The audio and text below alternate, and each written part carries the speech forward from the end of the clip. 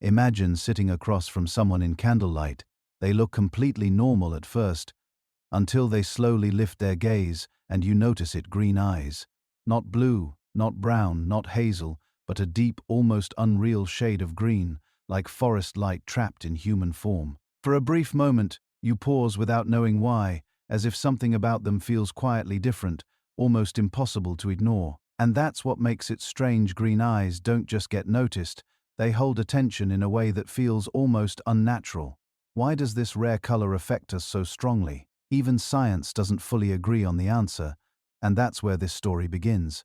Out of every 100 people you pass on the street, only 2 will have green eyes. 2 out of 100. That makes green eyes rarer than any other eye color on Earth, rarer than blue, rarer than hazel, way rarer than brown. Only 2% of the global population carries this trait. To put that in perspective, there are more people with naturally red hair, which is about 1 to 2% of the population depending on where you are, than there are people with true green eyes in many regions. But here's where it gets really strange. Despite all our advances in genetics, despite mapping the human genome, despite understanding DNA better than ever before, scientists still cannot fully explain why green eyes exist. They can't tell you definitively why they're so incredibly rare. They can't predict with certainty when or how this trait emerged in human history. It's 2024, and we can edit genes, clone animals, send robots to Mars, but the mystery of green eyes still unsolved. Think about that for a second.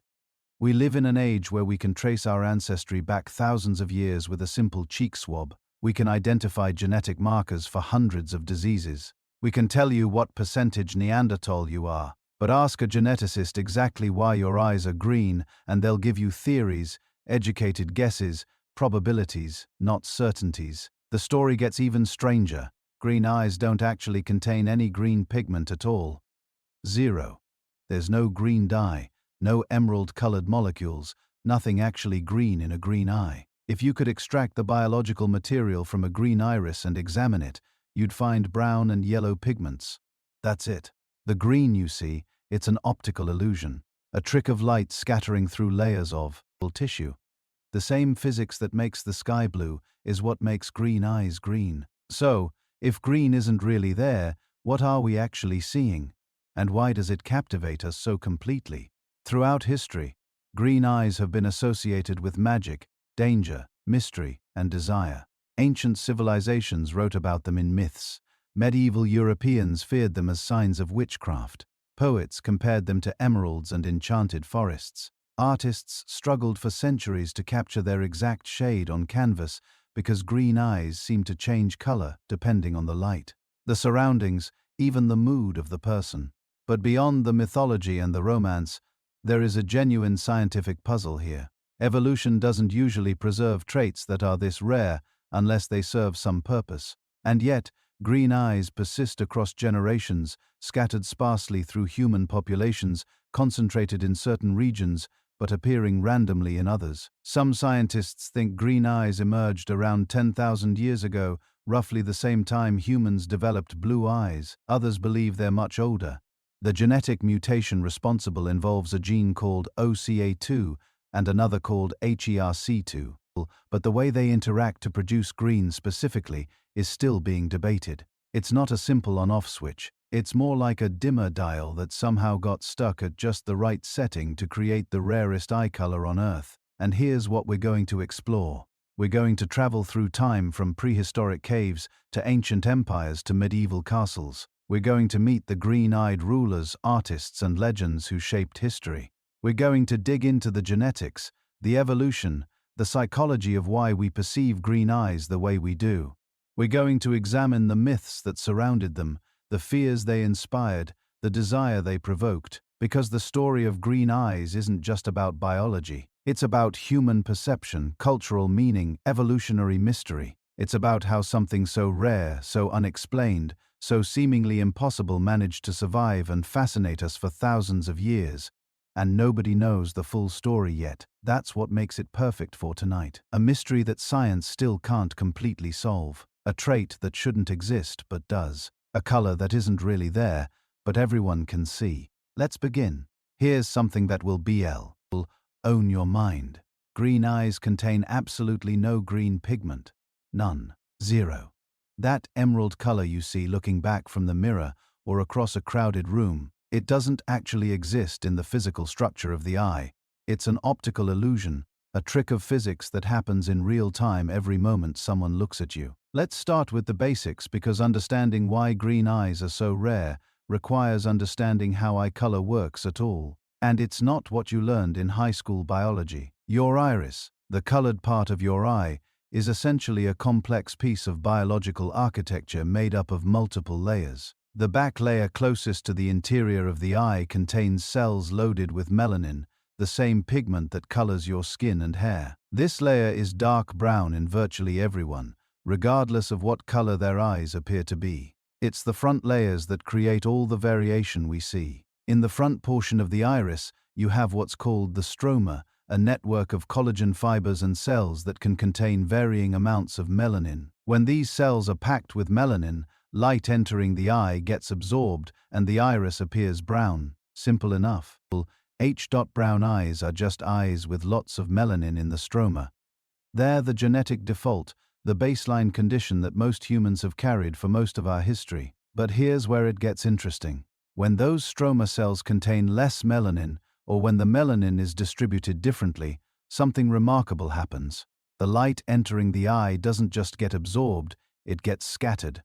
This is really scattering, the same phenomenon that makes the sky blue and sunsets red. When light waves hit particles smaller than the wavelength of the light itself, shorter wavelengths scatter more than longer ones. Blue light has a shorter wavelength than red light, so it scatters more easily. When light enters an iris with relatively low melanin content, the blue wavelengths scatter back out toward the observer, while the longer wavelengths penetrate deeper and get absorbed. Result: blue eyes. Except there's no blue pigment involved, just melanin levels low enough to allow scattering and the physics of light doing the rest. So what about green eyes? If blue is just low melanin plus light scattering and brown is high melanin, where does green fit in? This is where the genetics get sincerely strange, almost maddeningly complex. Green eyes require a perfect storm of factors that very rarely occur together. You need moderately low melanin in the stroma, enough to allow some light scattering, but not as little as you find in blue eyes. But you also need something else, a yellowish pigment called lipochrome distributed through the iris. When the blue scattered light combines with this yellow pigment, the result is green. Think of it like mixing paint, except you're mixing light frequencies and biological pigments in a living structure that's constantly being illuminated from different angles. The balance has to be incredibly precise. Too much melanin and you get brown, too little and you get blue. The yellow lipochrome has to be present in just the right concentration and distribution. Miss any of these factors by even a small margin and you don't get green. This is why green eyes are so vanishingly rare. They require multiple independent genetic factors to align perfectly. And those factors are themselves influenced by complex gene interactions that scientists are still working to understand. For decades, biology textbooks taught eye color as simple Mendelian inheritance. Brown was dominant, blue was recessive, and that was basically it. Two brown-eyed parents could have a blue-eyed child if they both carried the recessive gene. Simple, elegant, wrong. The real genetics of eye color involve at least 16 different genes, possibly more. These genes don't work independently. They interact with each other in cascading networks that influence melanin production, distribution, and even the structural properties of the iris itself. Change one gene and you might shift the whole system toward a different outcome. The two most important genes, the ones that do the heaviest lifting, are called OCA2 and HERC2. Both are located on chromosome 15 right next to each other, which is probably not a coincidence. OCA2 controls the production of the protein that generates melanin in the iris. If this gene is fully functional, you produce lots of melanin and you get brown eyes. But HC2, which sits right beside it on the chromosome, acts as a kind of regulatory switch. A specific variation in HEC2 can dial down the activity of OCA2, reducing melanin production without shutting it off completely. When both copies of your HERC2 gene carry this particular variant, melanin production drops low enough that you get blue eyes. When you have one copy of the variant, but not both, or when you have other genetic factors influencing melanin levels, you might land in that narrow middle zone where green eyes become possible. But here's what's genuinely mysterious. What keeps geneticists up at night? We can identify the major genes involved. We can see how they interact.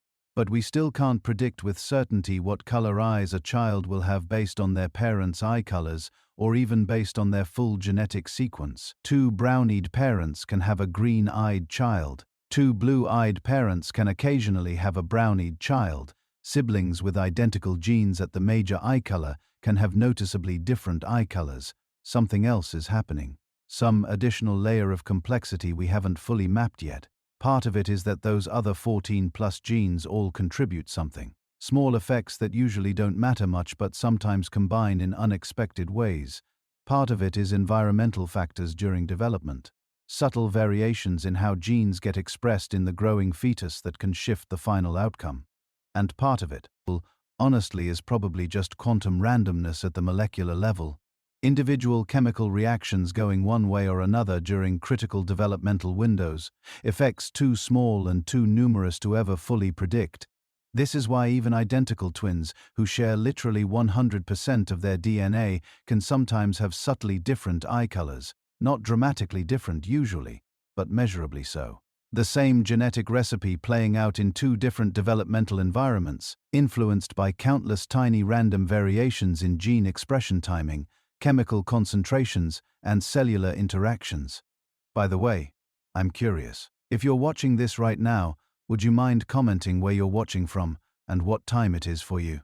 I'm genuinely interested in how many people with green eyes might be listening to this in different parts of the world. Maybe drifting off to sleep in Dublin while someone else is just starting their day in Delhi. Eye color distribution varies so much by region that you're probably spread across every continent. The rarity of green eyes becomes even more apparent when you look at the specific genetic combinations required. You need the right variants, in OCA2 and HEC2 obviously, but you also need variants in genes like SLC24A4, which influences melanin distribution patterns in the iris. You need the right version of TYR, which affects the type of melanin produced. You need specific variants in genes like IRF4 and TYRP1 that fine-tune pigmentation levels throughout the body. Each of these genes comes in multiple versions, and each version has different effects depending on what other versions you inherited at other locations. The number of possible combinations runs into the billions, but only a tiny fraction of those combinations produce green eyes. And remember, all of these genes are inherited independently. You get one copy from each parent, chosen essentially at random from their two copies. The odds of getting exactly the right combination from both parents simultaneously are staggeringly low unless both parents already have genetic variants that push toward green or blue eyes. This is why green eyes cluster in certain populations, particularly in Northern and Central Europe, where those genetic variants are most common. But even there, among populations where green eye variants are relatively frequent, the actual occurrence of green eyes remains low because you need so many factors to align. What's even stranger is that the amount of melanin required for green eyes sits right at a kind of genetic knife edge. Increase melanin production by just 10 or 15%, and the eyes shift to hazel or light brown. Decrease it by a similar amount, and they shift to blue. The window for true green is remarkably narrow. Some researchers think this instability might actually explain why green eyes are often described as changing color in different lighting conditions. They're not actually changing, of course. Your genes don't rewrite themselves when you walk from sunlight into shadow. But because green eyes sit right at that boundary between scattering-dominated blue and pigment-dominated brown, small changes in lighting can shift the balance of what the observer perceives. In bright sunlight, the scattering might dominate, making green eyes look more blue-green or even blue. In dimmer light or against certain colors of clothing, the yellowish lipochrome might become more apparent, shifting the perception toward yellow, green, or hazel. The eyes themselves haven't changed, but the optical conditions have, just enough to tip the perceived color one way or another. This is also why green eyes can look dramatically different in photographs depending on the camera flash. the ambient lighting, and even the color of the background. You're seeing the same physical structure under different illumination conditions, which changes the balance of scattering and absorption, which changes the mix of light wavelengths that reach the camera or your eye. The genetics gets even more complex when you consider that eye color isn't fixed at birth. Babies often start with blue or gray eyes because melanin production hasn't fully ramped up yet. Over the first year or two of life, melanin gradually accumulates in the iris and the final adult eye color emerges. For most children, this means a shift from blue-gray to brown. But for potential green-eyed children, there's this precarious developmental window where melanin levels have to stop increasing at exactly the right point. Too early, and they stay blue. Too late, and they go brown.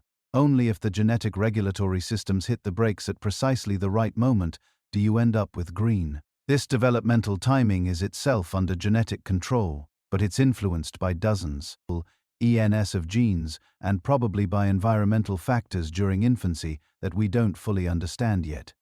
It's yet another layer of complexity piled onto an already bewilderingly complex system.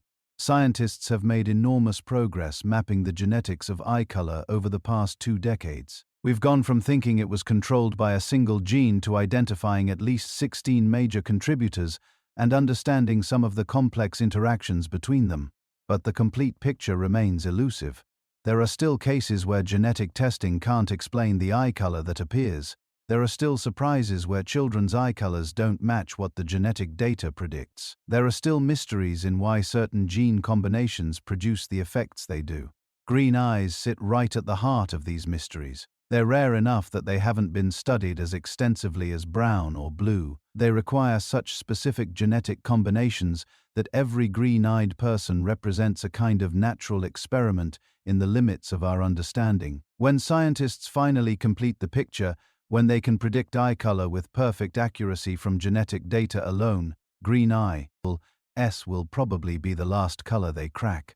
Not because they're more complex than brown or blue necessarily, but because they occupy that narrow middle ground where every genetic factor matters and small variations produce large effects. Until then, green eyes remain what they've always been, a genetic puzzle wrapped in an optical illusion. A trait so rare and so delicate that its very existence seems almost improbable. A reminder that even in the age of genomics and molecular biology, human variation still holds mysteries that resist simple explanation. And yet every green-eyed person walking the earth is living proof that somehow against considerable odds that perfect storm of genetic factors can align. That billions of years of evolution can produce something as unlikely and as striking as emerald eyes looking back at you from a human face.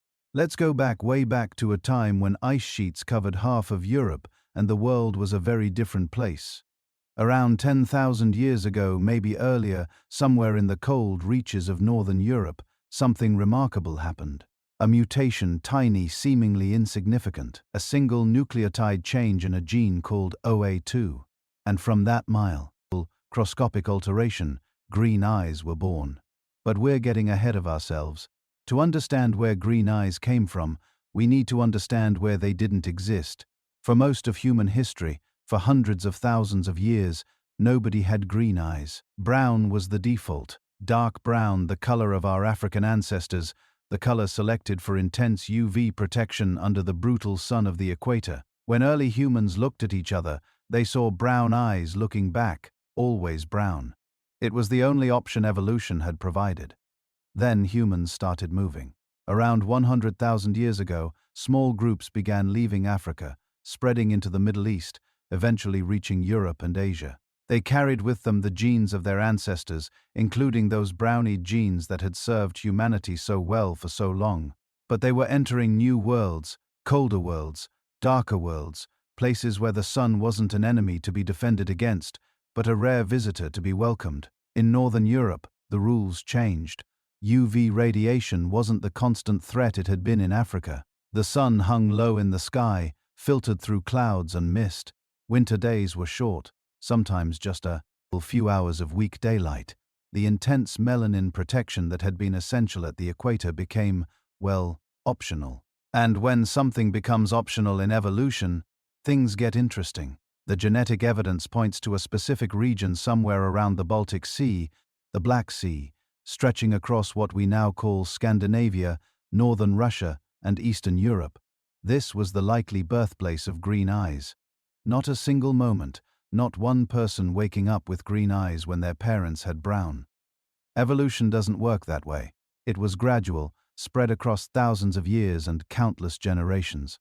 Here's what probably happened. The OCA2 gene, which had been faithfully producing melanin for eye pigmentation since the dawn of humanity, developed a variant, a mutation that reduced but didn't eliminate melanin production. People with one copy of this variant had slightly lighter eyes.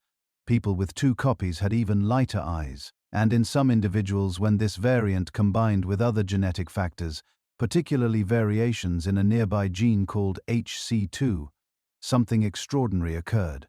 The precise combination of reduced melanin in the iris's front layer with some melanin remaining in the back layer created an optical effect, light scattering through the iris in a way that produced not brown, not blue, but green. Archaeological evidence for ancient eye color is frustratingly scarce. Eyes don't fossilize. Soft tissue disappears, leaving us with bones and teeth, but no direct way to look into the eyes of our ancestors.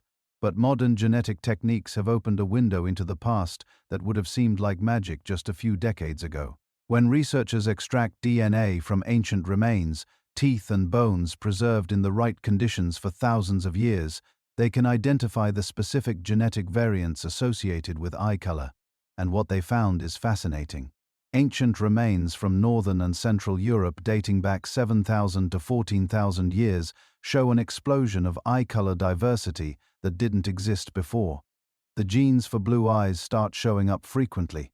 The genes for green eyes appear, though less commonly. Brown eyes remain, but they're no longer the only option. One of the most remarkable discoveries came from a 7,000-year-old skeleton found in Spain.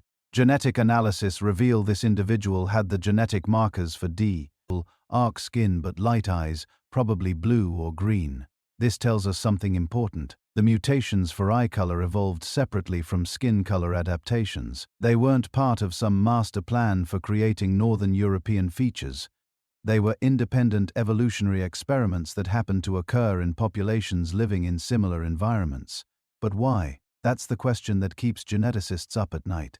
Why did green eyes and light eyes generally become common in Northern Europe when they're so rare everywhere else? Was it random genetic drift, or was there some advantage to having green eyes in Ice Age Europe? The honest answer is we don't know for sure, but we have theories and some of them are pretty compelling. Theory 1. Sexual selection. When humans moved to Northern Europe, they became isolated in small populations. The Ice Age was in full force. Groups were scattered, separated by glaciers and frozen tundra. In small, isolated populations, rare traits can become common just by chance, especially if people find those traits attractive. Maybe green eyes being unusual became desirable. Individuals with green eyes might have had more reproductive success simply because they stood out. Over thousands of years, what started as a rare mutation became relatively common because people with green eyes were more likely to find mates and have children. This is called the founder effect, and it's incredibly powerful in small populations. Think of it like this. You take a bag of marbles, mostly brown with just a few green ones.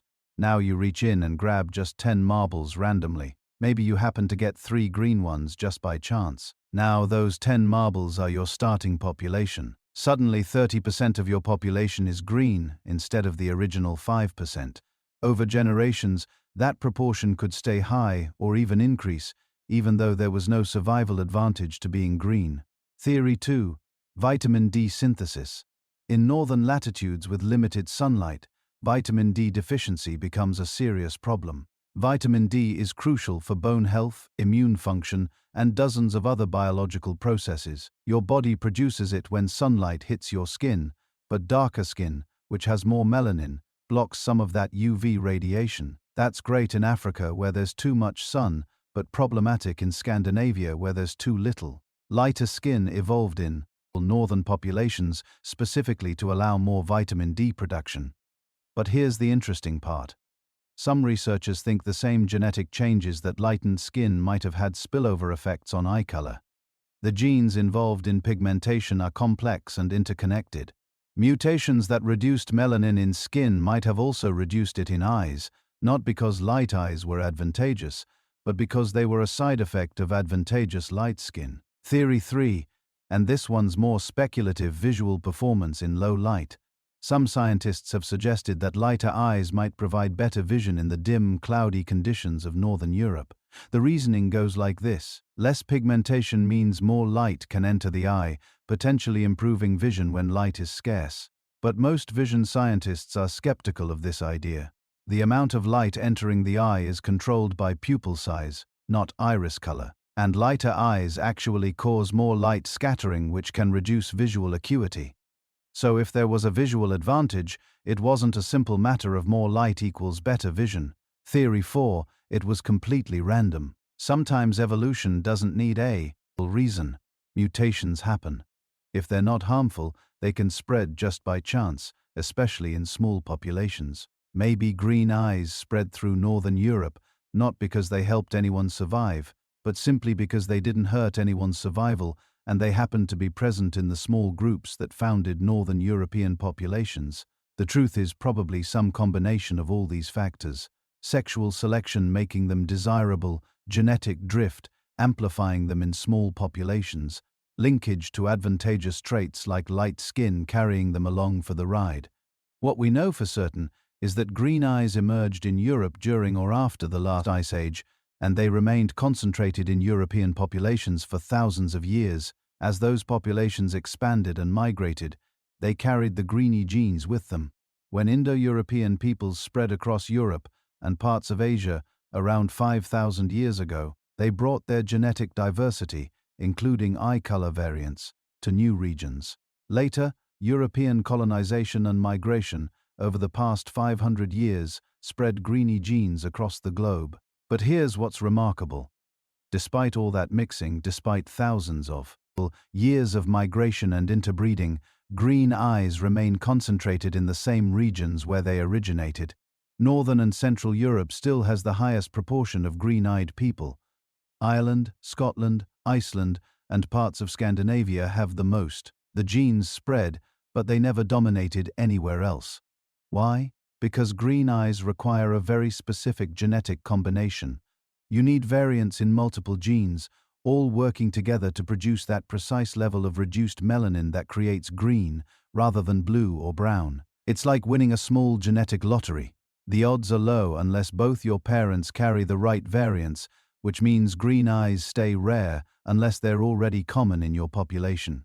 And there's another factor. Those small Ice Age populations where green eyes first became common, they experienced something geneticists call a bottleneck. The population crashed to very low numbers, maybe just a few thousand people surviving in isolated refuges, while glaciers covered everything else. When populations crash like that, rare variants can become common just by chance. If a few of those survivors happen to have green eyes, then when the population expanded again after the ice retreated, green eyes would be much more common in the descendants than they had been before. It's the same principle that drove human evolution during the Great Bottleneck 900,000 years ago. Small populations, intense selection pressure, or random genetic drift, and traits that were rare becoming common in the survivors. The Ice Age bottlenecks in Northern Europe were nowhere near as severe as that ancient crisis, but they were enough to reshape the genetic landscape of European populations. When the ice finally retreated around 11,000 years ago, the descendants of those survivors spread across Europe, carrying their green eyes with them. And for the first time in human history, when people looked at each other, they might see green looking back. Imagine you're standing in ancient Egypt 3,000 years ago. The sun beats down on limestone walls covered in hieroglyphs, and you're staring at an image that will persist through millennia. The Eye of Horus. And here's what most people don't realize. That eye, that symbol painted on tomb walls and amulets and temple facades across the Nile Valley, it wasn't just any eye. In many depictions, it was colored green. Egyptians didn't choose green randomly. They never did anything randomly. Green was W in their language, the same word they used for fresh papyrus, for growing things, for life itself. It was the color of the annual Nile flood that brought fertility to the desert, the color of resurrection and rebirth. And most importantly, it was the color associated with Osiris, the god who died and came back to life, who ruled over death and renewal. When Egyptian priests ground malachite into powder to create green eye paint, they weren't just decorating themselves, they were invoking divine protection, connecting themselves to forces of regeneration and immortality. Green eyes, whether natural or painted, were portals to the eternal, windows into realms where death could be conquered and life could be renewed. But here's the fascinating part. Natural green eyes were almost certainly incredibly rare in ancient Egypt. The population was predominantly North African and Middle Eastern in genetic origin, carrying brownie genetics that had dominated the region for hundreds of thousands of years. So when someone with actual green eyes appeared, imagine the impact. They would have looked like walk-ing embodiment of Osiris himself, like people touched by divine power. We don't have explicit Egyptian texts describing green-eyed individuals, but we have something more telling. The obsessive use of greeny paint by both men and women, the elaborate cosmetic rituals that surrounded it. This wasn't just fashion, this was transformation, an attempt to capture something rare and powerful and make it your own. Move west and north to ancient Greece and you find a different story, but one equally concerned with what eyes reveal about souls. The Greeks were obsessed with physiognomy, the idea that physical characteristics revealed inner character, and they paid particular attention to eyes. In Greek texts, eye color becomes a marker of temperament, ancestry, and fate. Homer describes Athena, goddess of wisdom, as having glaucopus eyes.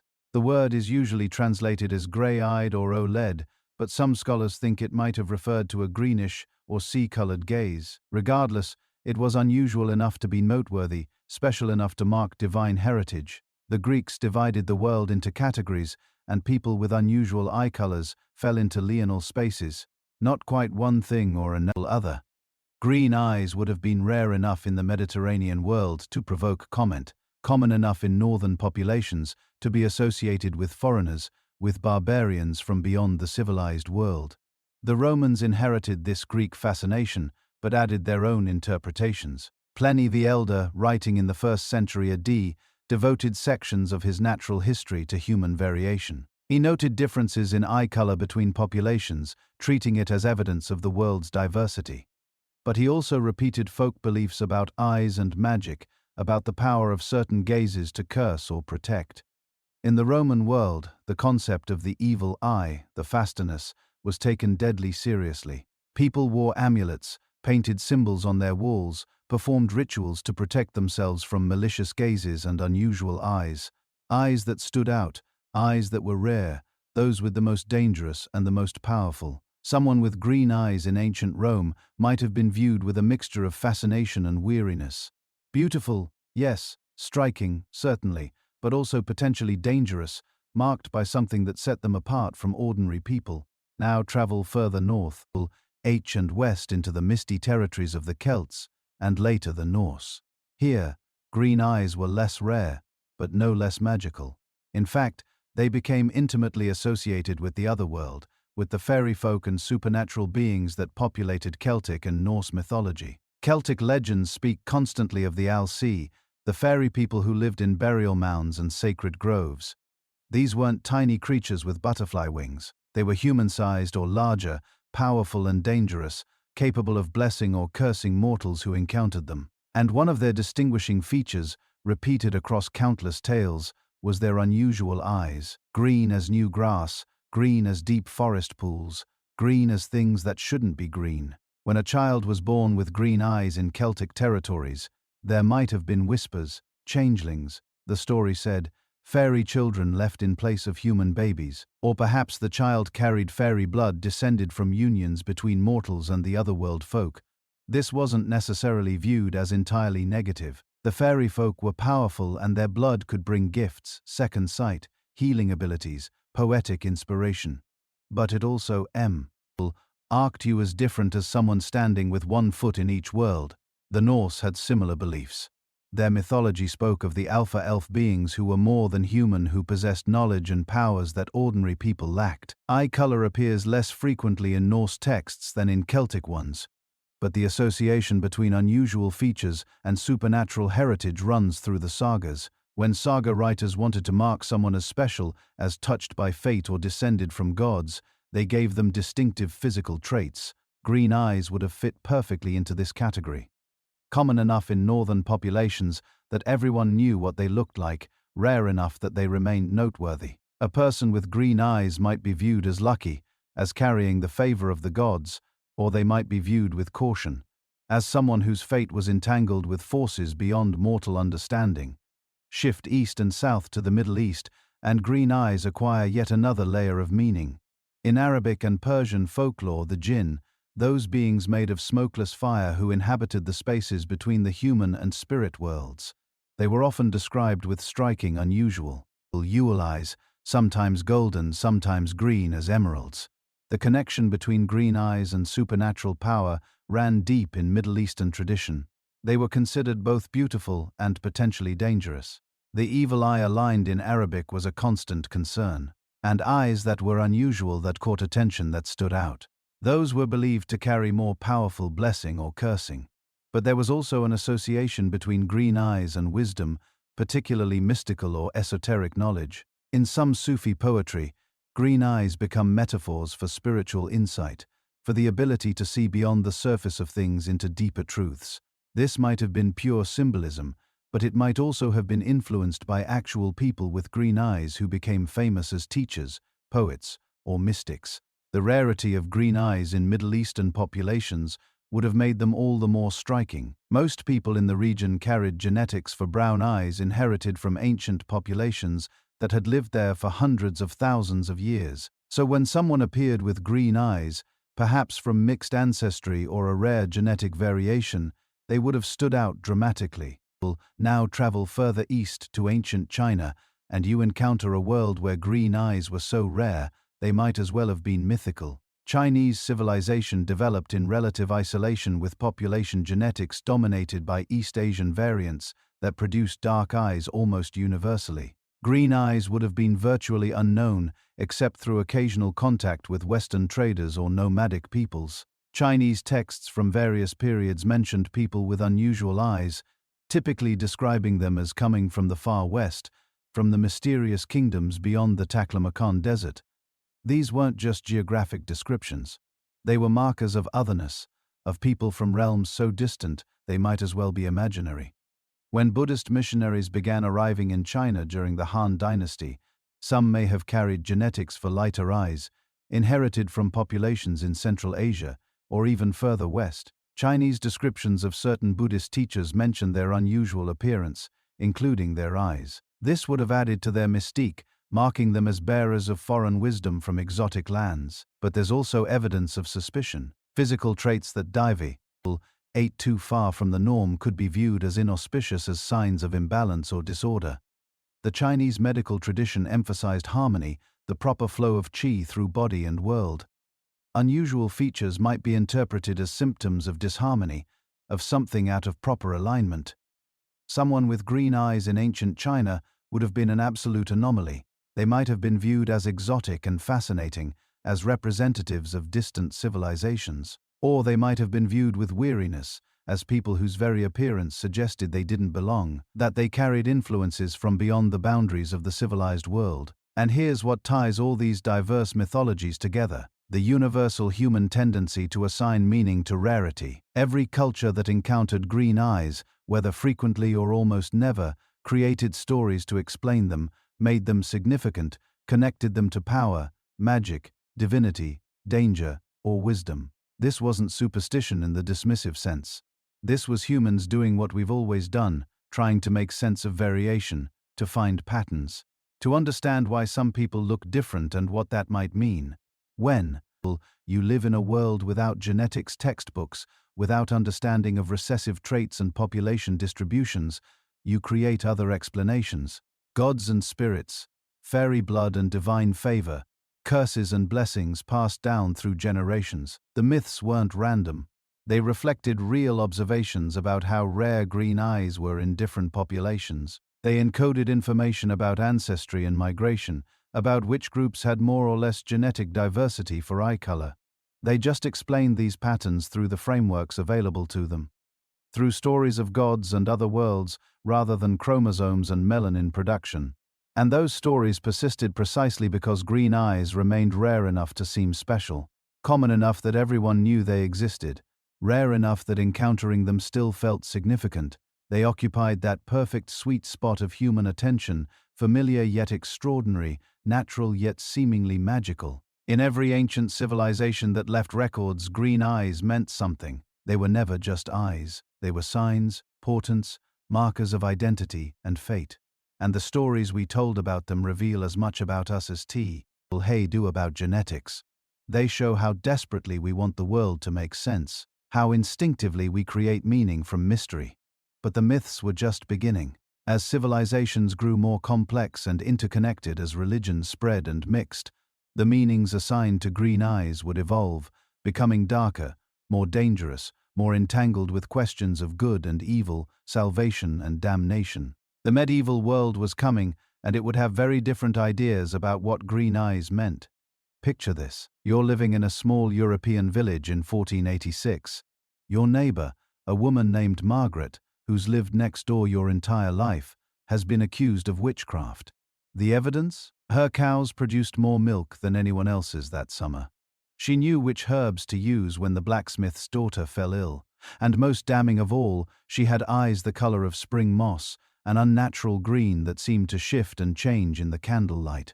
3 weeks later, she burns. This wasn't fiction. This was reality for thousands of people across medieval Europe. And if you had green eyes, you were walking a razor's edge between fascination and execution. The medieval period, roughly 500 to 500 CE, was a time when the human mind desperately tried to make sense of a world that seemed ruled by chaos. Plague could wipe out a third of a village in a week. Crops failed for reasons nobody understood. Children died of fevers that appeared from nowhere. In the absence of scientific understanding, people looked for other explanations. They looked for signs of the devil's work, and sometimes they looked at eye color.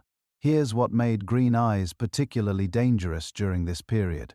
They were rare. Population genetics from medieval European skeletal remains suggests only about 1 to 2% of the population had truly green eyes. But unlike other rare traits, eye color was immediately visible. You couldn't hide it. And in a world where difference equals danger, where deviation from the norm suggested corruption or demonic influence, visible difference could get you killed.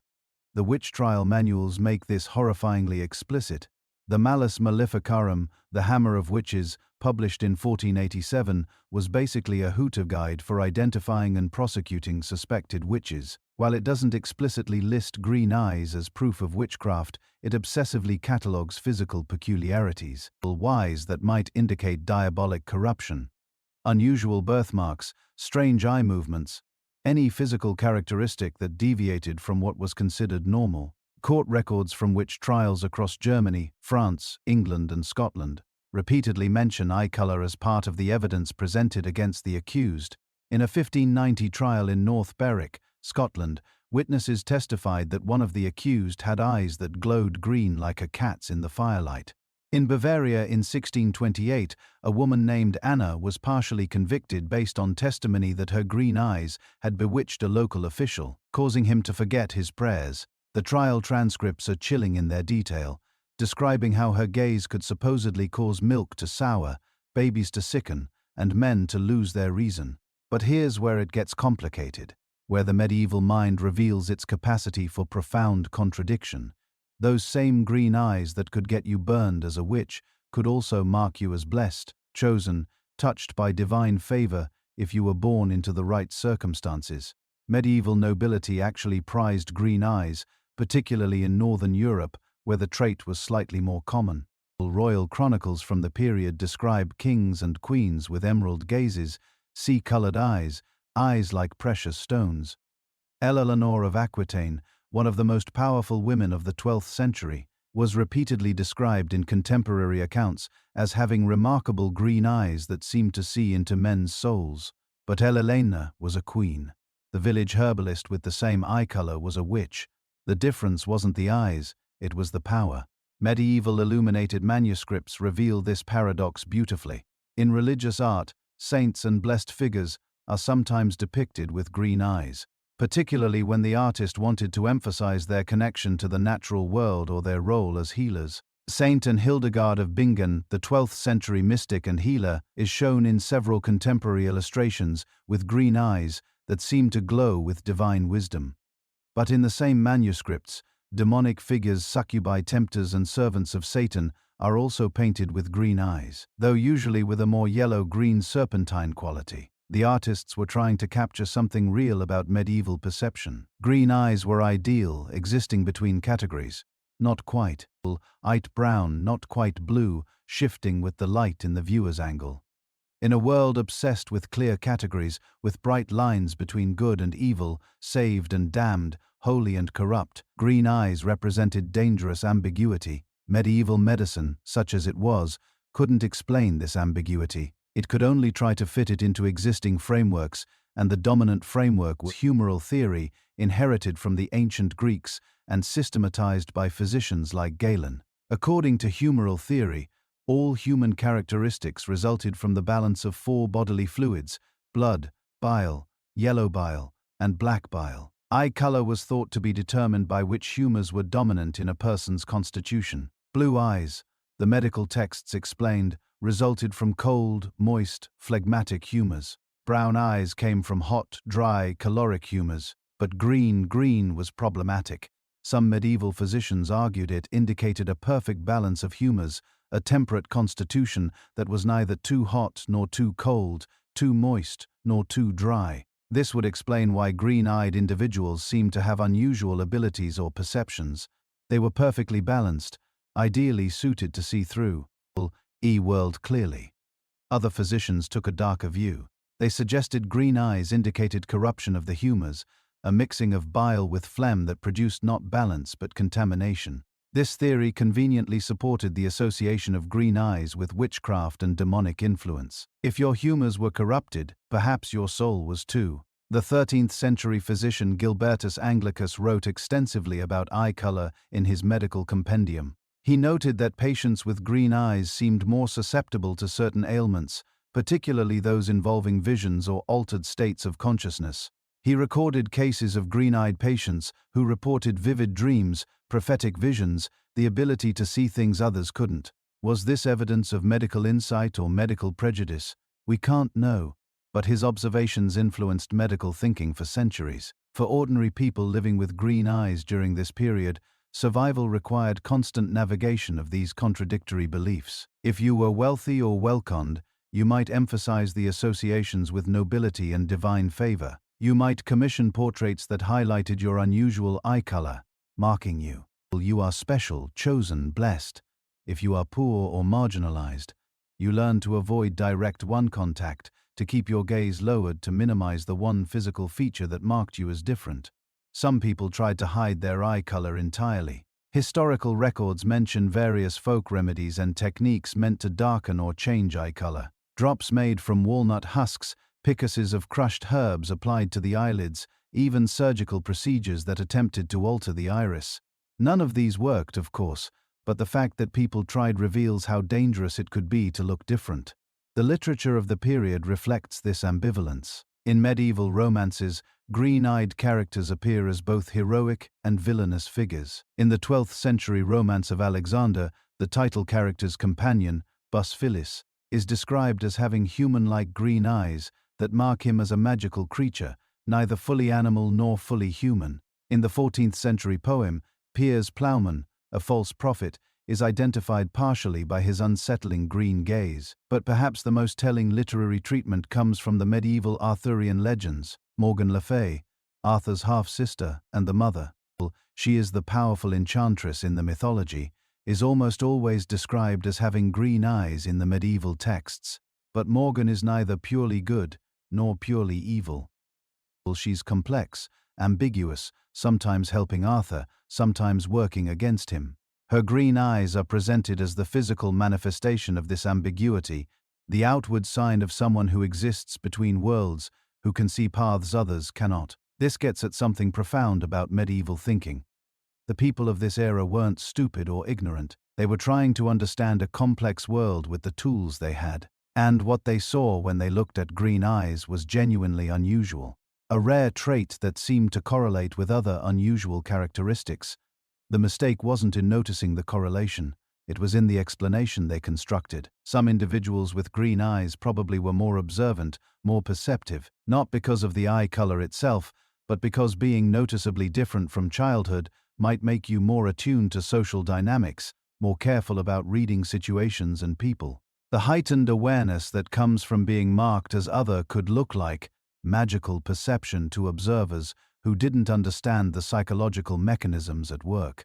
Others with green eyes might have gravitated toward roles like healing or midwifery precisely. Why? Because those were positions where their difference could be reinterpreted as positive rather than threatening.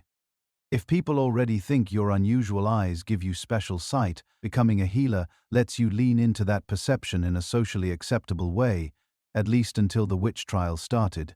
By the late medieval period, roughly 1450 to 600, the persecution reached its peak. Tens of thousands of people, mostly women, were executed for witchcraft across Europe. We don't know how many had green eyes.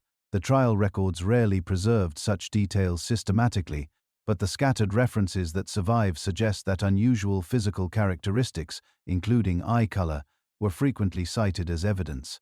And here's the truly haunting part. The very rarity that made green eyes seem magical also meant that executing green-eyed individuals had a significant impact on the gene pool in some regions. Population genetic studies of modern European populations show reduced genetic diversity in regions where witch trials were most intense. We may have literally burned some of our genetic heritage out of existence, killing people for traits that were simply rare variations of normal human and genetics, but some survived. They always do. And they carried the genes forward into a world that would eventually understand eye color not as a mark of divine favor or demonic corruption, but as a simple quirk of genetics. Beautiful precisely because it's rare, meaningful, because we decide it is, not because the universe has written destiny into the color of our irises.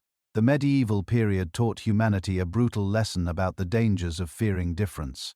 But it also preserved something important: the stories, the art, the literary traditions that recognized in green eyes something worth noticing, worth wondering about. That sense of wonder would survive even after the fear finally died. They weren't just random people who happened to have unusual eyes. The green-eyed figures who rose to prominence throughout history seemed to understand something fundamental.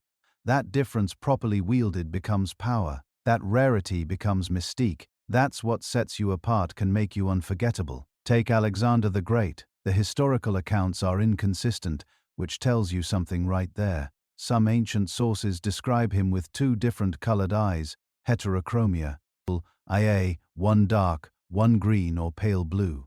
Others say both eyes were unusual, perhaps greenish-gray. The details matter less than what people remembered. They remembered his gaze. In a world where brown eyes dominated, where anything else marked you as different, Alexander's unusual eyes became part of his legend. His soldiers believed he'd been touched by the gods. His enemies found his stare unsettling.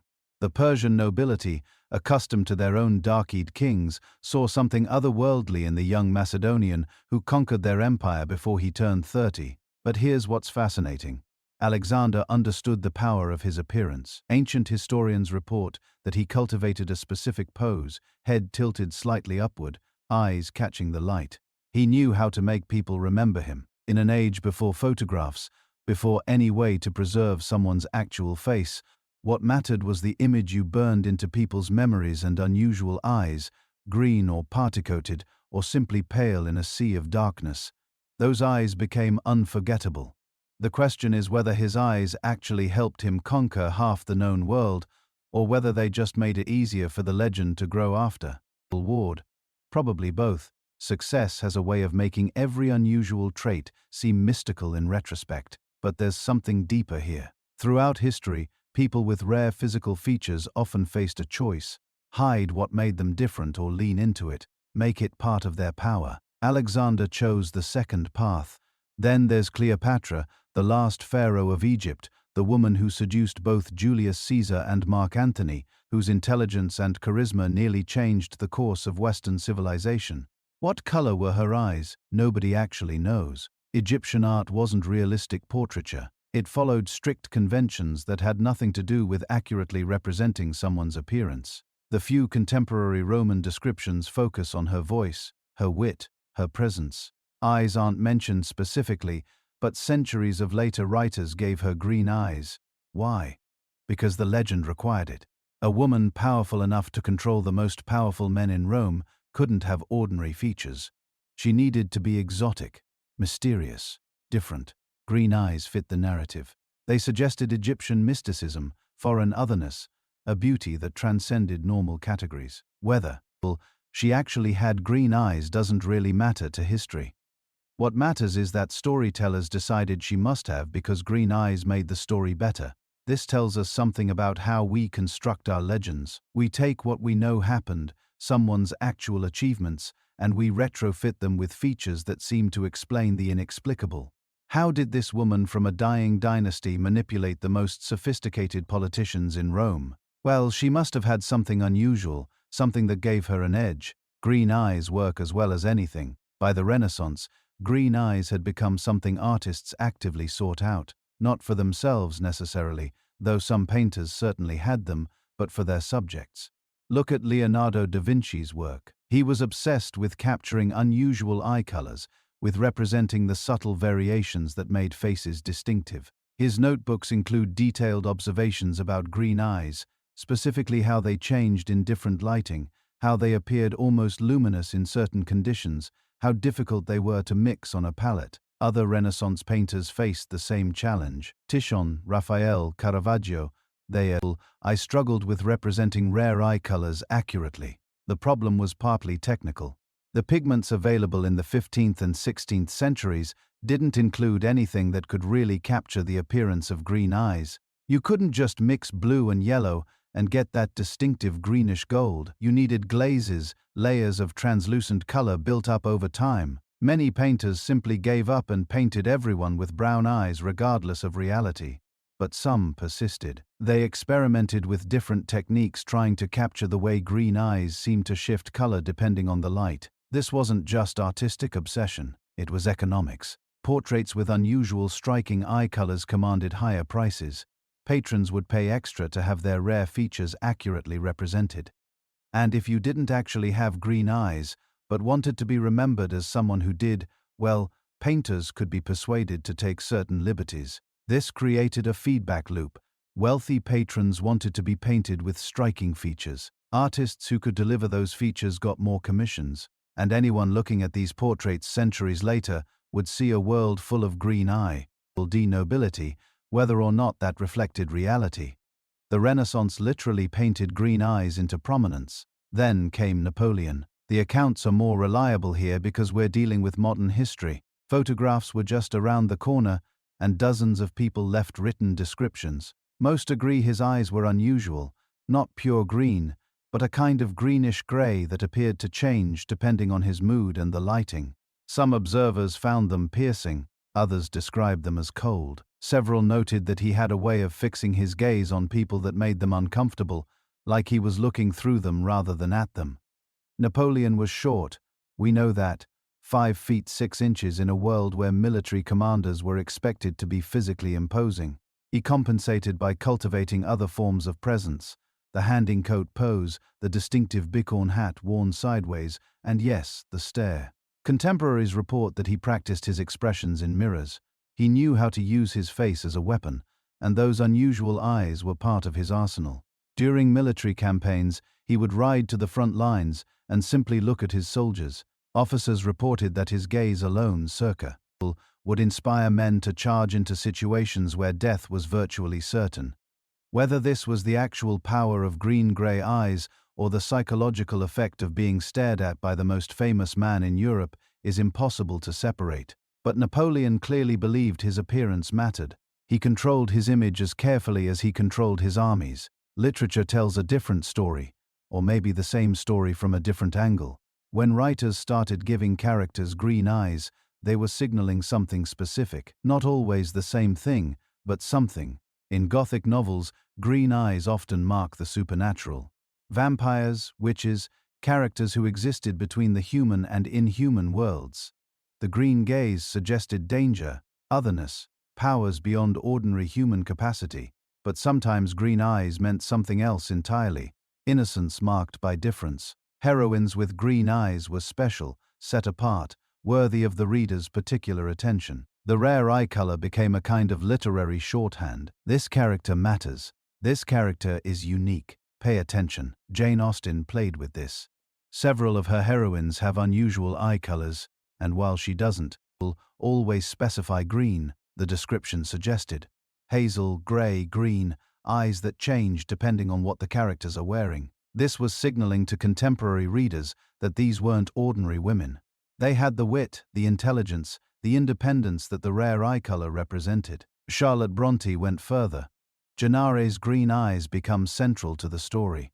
Rochester is fascinated by them, keeps commenting on them, finds them unsettling and attractive in equal measure. They represent Jane's refusal to be ordinary, her insistence on being seen as fully human despite her low social status. The green eyes become a symbol of her inherent worth, something she was born with that no amount of poverty or mistreatment can take away. By the Victorian era, green eyes had accumulated so many associations that writers could deploy them in multiple ways. They could signal villain, mysterious foreign origins, supernatural power, or transcendent beauty, depending on context.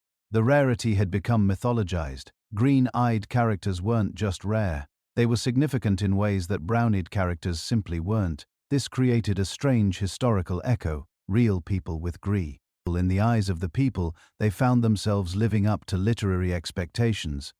If you had green eyes in the 18th or 19th century, people treated you differently. Not necessarily better or worse, but differently. They expected you to be more interesting, more mysterious, more memorable. And those expectations, subtle as they were, probably shaped how green-eyed people presented themselves. The same thing happened with historical documentation. When recorders described notable figures, they were more likely to mention unusual eye colors. Brown eyes went unremarked because they were common. But green eyes got recorded, commented on, worked into the official narrative. This means our historical record is biased toward remembering the eye color of green-eyed individuals while forgetting everyone else's. So when we look back through history and see all these famous green-eyed figures, we need to ask ourselves, were they actually more successful, more influential, more memorable? Or do we just remember their eye color because it was unusual while forgetting the equally successful brown-eyed people who stood beside them? The answer is probably both. Having rare features genuinely can provide advantages. It makes you memorable. It gives you something distinctive that people associate with you specifically. In politics, in art, in any field where personal recognition matters, being physically distinctive helps. But the myth also creates the reality. Once green eyes become associated with power, mystery and significance, people with green eyes start being treated as more powerful, mysterious, and significant. The expectation becomes self-fulfilling, and so the legend grows. Alexander's piercing gaze, Cleopatra's exotic allure, Napoleon's intimidating stare. Each generation adds new names to the list, new green-eyed figures whose success seems somehow connected to their rare trait. Whether the connection is real or imagined doesn't really matter anymore. The story has taken on a life of its own. Imagine you're an evolutionary biologist, but not in a lab. You're standing on a windswept hill somewhere in ancient Eurasia, watching a small band of humans move across the landscape. The air is cold, the light is thin and slanting. People huddle around a fire, faces glowing orange in the dusk. One of them turns toward you, and in that moment, the firelight catches their eyes. Not brown, not blue, green, rien. In evolution, that shouldn't just be an aesthetic detail. It should be a clue, a sign that something about those eyes helped their owner survive, or find a mate, or raise more children than the people around them. Because that's the basic rule of natural selection. Traits don't just persist for no reason. Over thousands of generations, evolution is merciless. Anything that's costly, anything that's neutral in a harsh environment, tends to get worn away. So why did this strange in-between color survive? Why do green eyes exist at all? To answer that, you have to think the way evolution thinks. It doesn't plan or design or prefer beauty for its own sake. It keeps what works, it discards what doesn't. And sometimes it lets odd little quirks slip through, then slowly magnifies them for reasons that only become obvious in hindsight. With green eyes, we're still trying to figure out which of those stories is true. Start with the simplest idea: survival. In many parts of the world, dark eyes dominate because they work like built-in sunglasses. The extra melanin in brown irises absorbs more light, protecting delicate structures inside the eye from UV damage. In places where the sun is born, rootal, where glare reflects off water, rocks and sand, that's an advantage. More protection, fewer eye problems, better chances of surviving long enough to have children. But green eyes don't follow a straightforward survival story like that. They're not heavily pigmented like dark brown, and they're not as depigmented as light blue. They sit somewhere in the middle, a compromise built from a thin layer of melanin and the way light scatters through the iris. Green isn't a pigment at all. It's an optical illusion created by structure and physics. So, the question becomes, why did this illusion catch on? One theory doesn't start with survival at all. It starts with attraction. Think about a small, isolated population somewhere in prehistoric Europe or Western Asia. Winter is long. Resources are scarce. Everyone knows everyone. Faces are familiar, almost interchangeable. And then one day, a child is born with eyes just a little different, lighter, stranger, not brown like almost everyone else. There's a hint of color that nobody can quite name. Maybe that difference doesn't help them hunt. Maybe it doesn't keep them any warmer, but it does something else. It makes people look. In evolutionary terms, that's not trivial. The psychologist phrase for this is sexual selection. Traits that help you survive are one thing. Traits that make other people choose you as a mate are another. Peacock tails don't help peacocks escape predators. They actually make it harder. But they persist because peahens like them. Over time, preference can be as powerful as predation.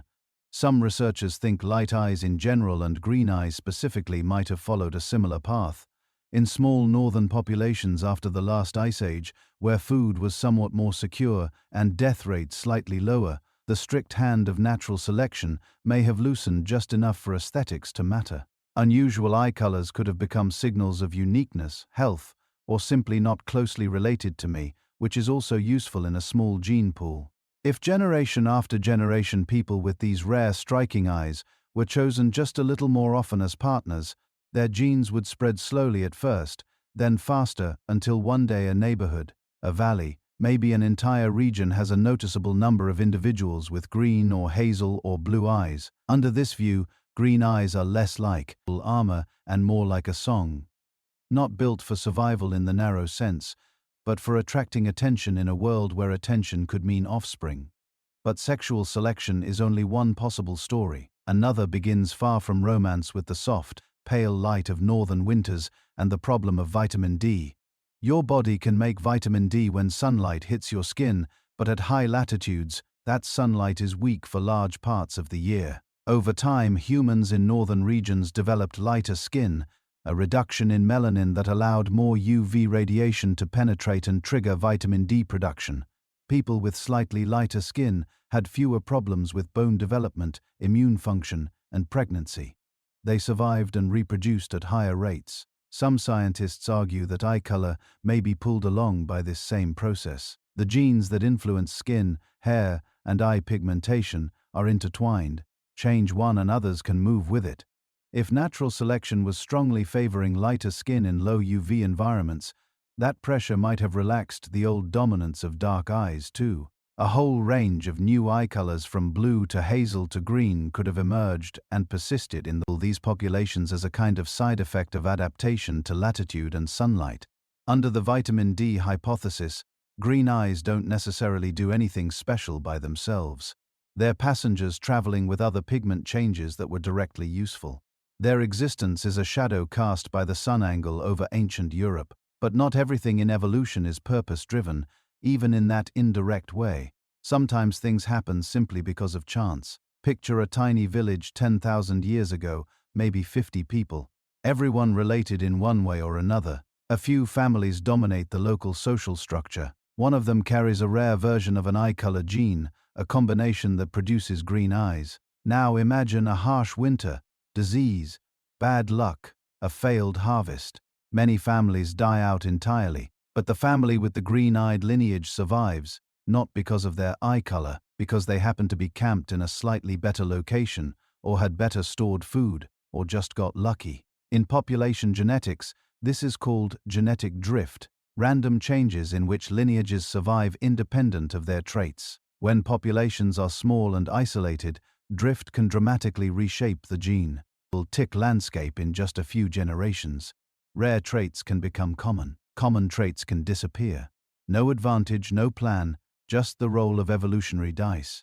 Green eyes may have risen to noticeable frequencies in certain regions, partly through this kind of drift, especially in post-Ice Age Europe, where groups were scattered, often small, and occasionally cut off by mountains, forests, or coastlines. In some valleys, the rare greeny variants might have been lost. In others, they might have spread purely because the lineages carrying them were the ones that happened to survive and have many children. That's the unsettling side of evolution.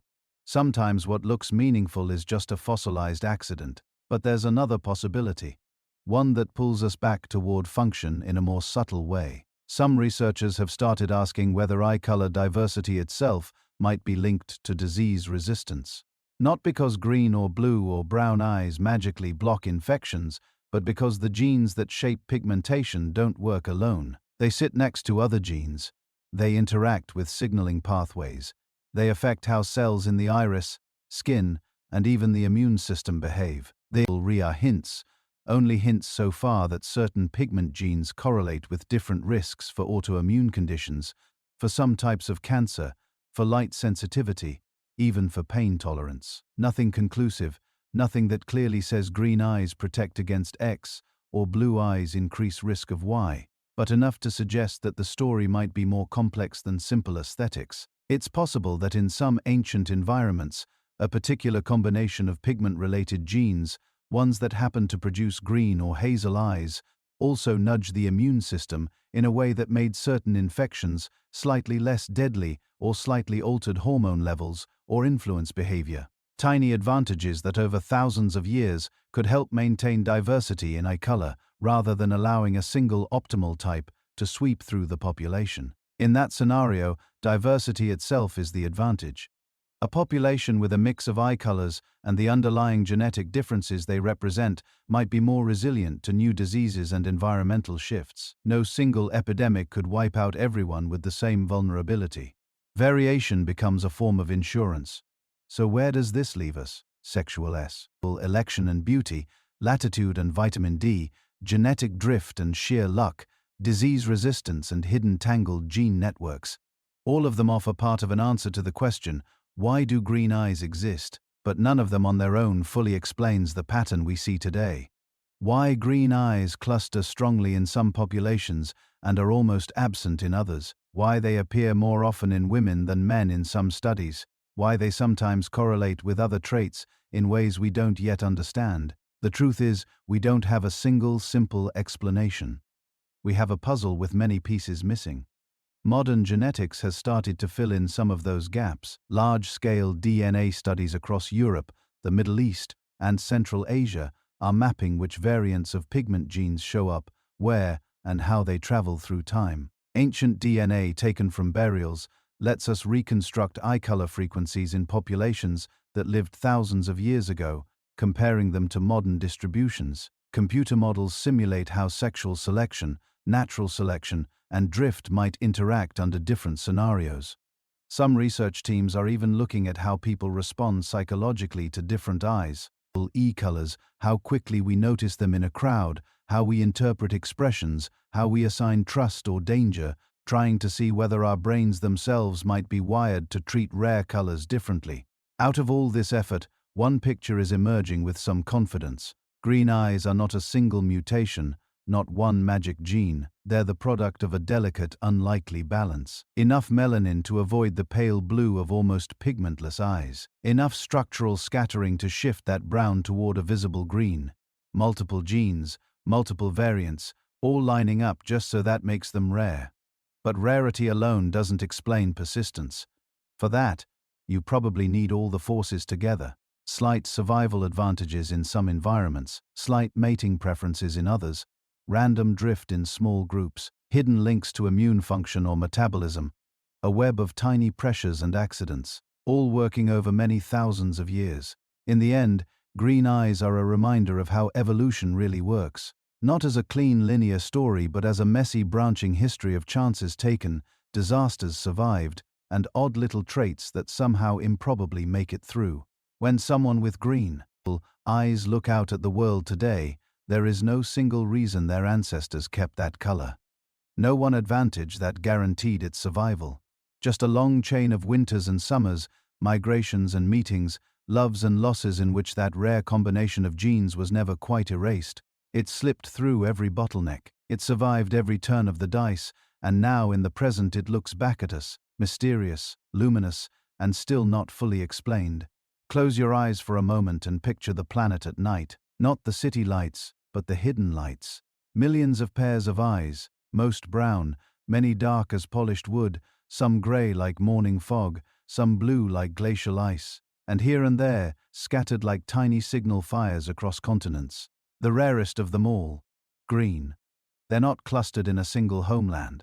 There is no secret green-eyed country where everyone shares the same gaze. Just like those ancient meta-populations that survived by being scattered, green eyes survived by never being trapped in just one place, never entrusted to a single people or a single climate. Instead, they flicker in and out of history, appearing in a fisherman in Iceland, a shepherd in Afghanistan, a farmer in Argentina, a school child in Pakistan. Little genetic lanterns in the human night. If you want to find the greatest concentration of green eyes on Earth, you have to follow the map north and west, cross Europe, let the land grow cooler, the skies cloudier, the summers shorter. Eventually you reach a cluster of islands at the edge of the Atlantic, Ireland, Scotland, parts of the British Isles, the northern fringes of Europe. Here, the odds change. In a Dublin cafe or a Glasgow street, green eyes no longer feel like a once-in-a-lifetime encounter. Studies suggest that in Ireland and Scotland, a striking proportion of people have green or blue-green eyes, far higher than the global average. In some regions of northern and central Europe, green and hazel green eyes are common enough that they shape how people imagine normal human faces, but even here, they are not universal. Put 100 people in a room in Dublin and you'll see brown, blue, grey, hazel, and then only in a fraction of faces. That unmistakable mossy sea lass green. Evolution doesn't like putting all its bets on a single trait, even in a place where that trait is favored. The North Atlantic climate will. That's low light levels and cloudy skies may have helped lighter eye colors spread. Sexual selection. People simply choosing partners whose eye color they found unusual or attractive may have amplified that signal over centuries, but the green never took over entirely. It remained a minority, a variation sitting on top of a complex genetic background. If we could watch time-lapse maps of Europe from above, we'd see those green eyes slowly drift, carried by migrations, wars, marriages, trade, Viking ships hugging coastlines and fjords, carrying North European genes, and with them occasionally green eyes to the British Isles, to Iceland, to Normandy, even farther. Merchants crossing the Rhine, farmers moving east into the Baltic lands, nobles and peasants alike forming families across borders that didn't exist yet. Each movement a roll of the genetic dice, and then the map does something unexpected. Those glowing green points don't just stay in the north. They reappear thousands of miles away in lands that seem at first glance completely disconnected. Travel in your mind's eye to the mountains and valleys of Afghanistan and Pakistan. Harsh ridges, high passes, a land that has seen wise caravans, empires rise and crumble. Walk through a village market, past stalls of spices and fabrics, and look closely.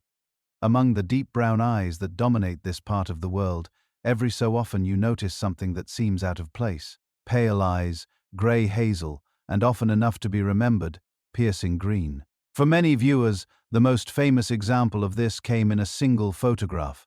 In 1984, a National Geographic photographer entered a refugee camp in Pakistan and took a portrait of a young Afghan girl. Torn headscarf, freckled face, a gaze that seemed equal parts terror, defiance, and exhaustion. Her eyes were an almost unnatural green shot through with amber, ringed by darkness. The image became iconic, reproduced endlessly, a symbol of a distant war and a suffering people. What fascinated many viewers, though, wasn't just the expression, it was the color. How could a girl from the mountains of Afghanistan have eyes that looked to Western observers like those of a Celtic child from the coast of Ireland? But that assumption that green eyes belong to Europe and somehow strayed into Asia is itself a modern myth. The truth is more complicated and more interesting. He lands of Afghanistan, Pakistan, and Central Asia sit on one of the great crossroads of human history.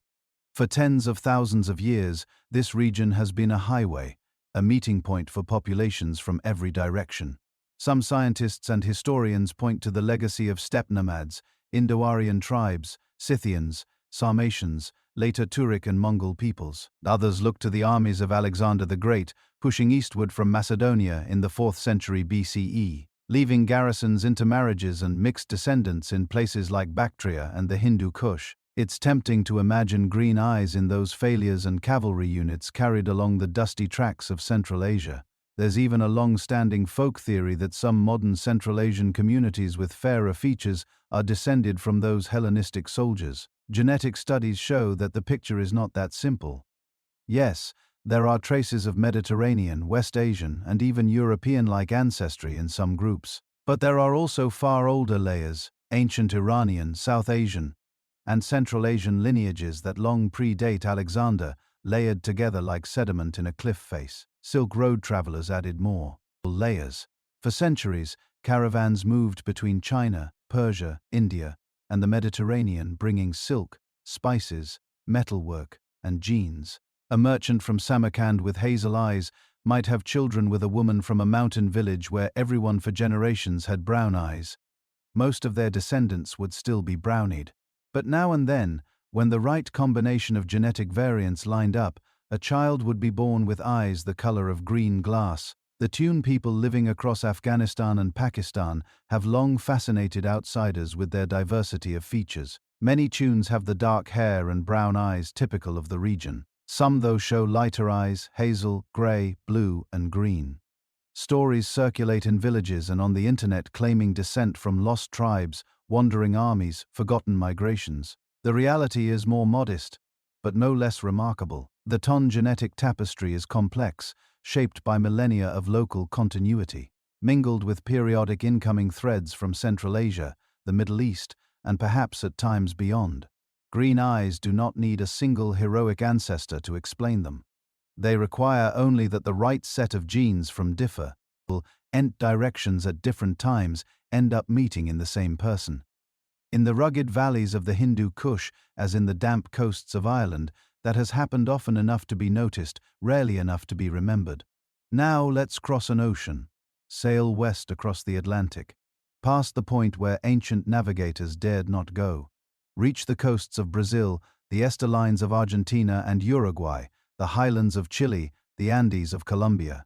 Walk through the streets of Montevideo, Buenos Aires, São Paulo among faces that reflect indigenous American, African, and European ancestry in endless combinations. You will sometimes see green eyes looking back at you. In South America, green eyes rarely trace back to a single source. They are the product of collision and convergence. When European colonizers arrived, Spanish, Portuguese, later Italians, Germans, and others, they brought with them the genetic variants for lighter one colors that had become relatively common in parts of Europe. Many of them carried the same alters that circulate in Ireland or Scandinavia, the same genetic dice that when rolled a certain way can produce green. Those colonizers did not remain separate. Over centuries, they mixed with indigenous populations whose ancestors had crossed into the Americas tens of thousands of years before, and with Africans brought across the ocean in chains. The result was a vast spectrum of skin tones, hair textures, facial features, and eye colors.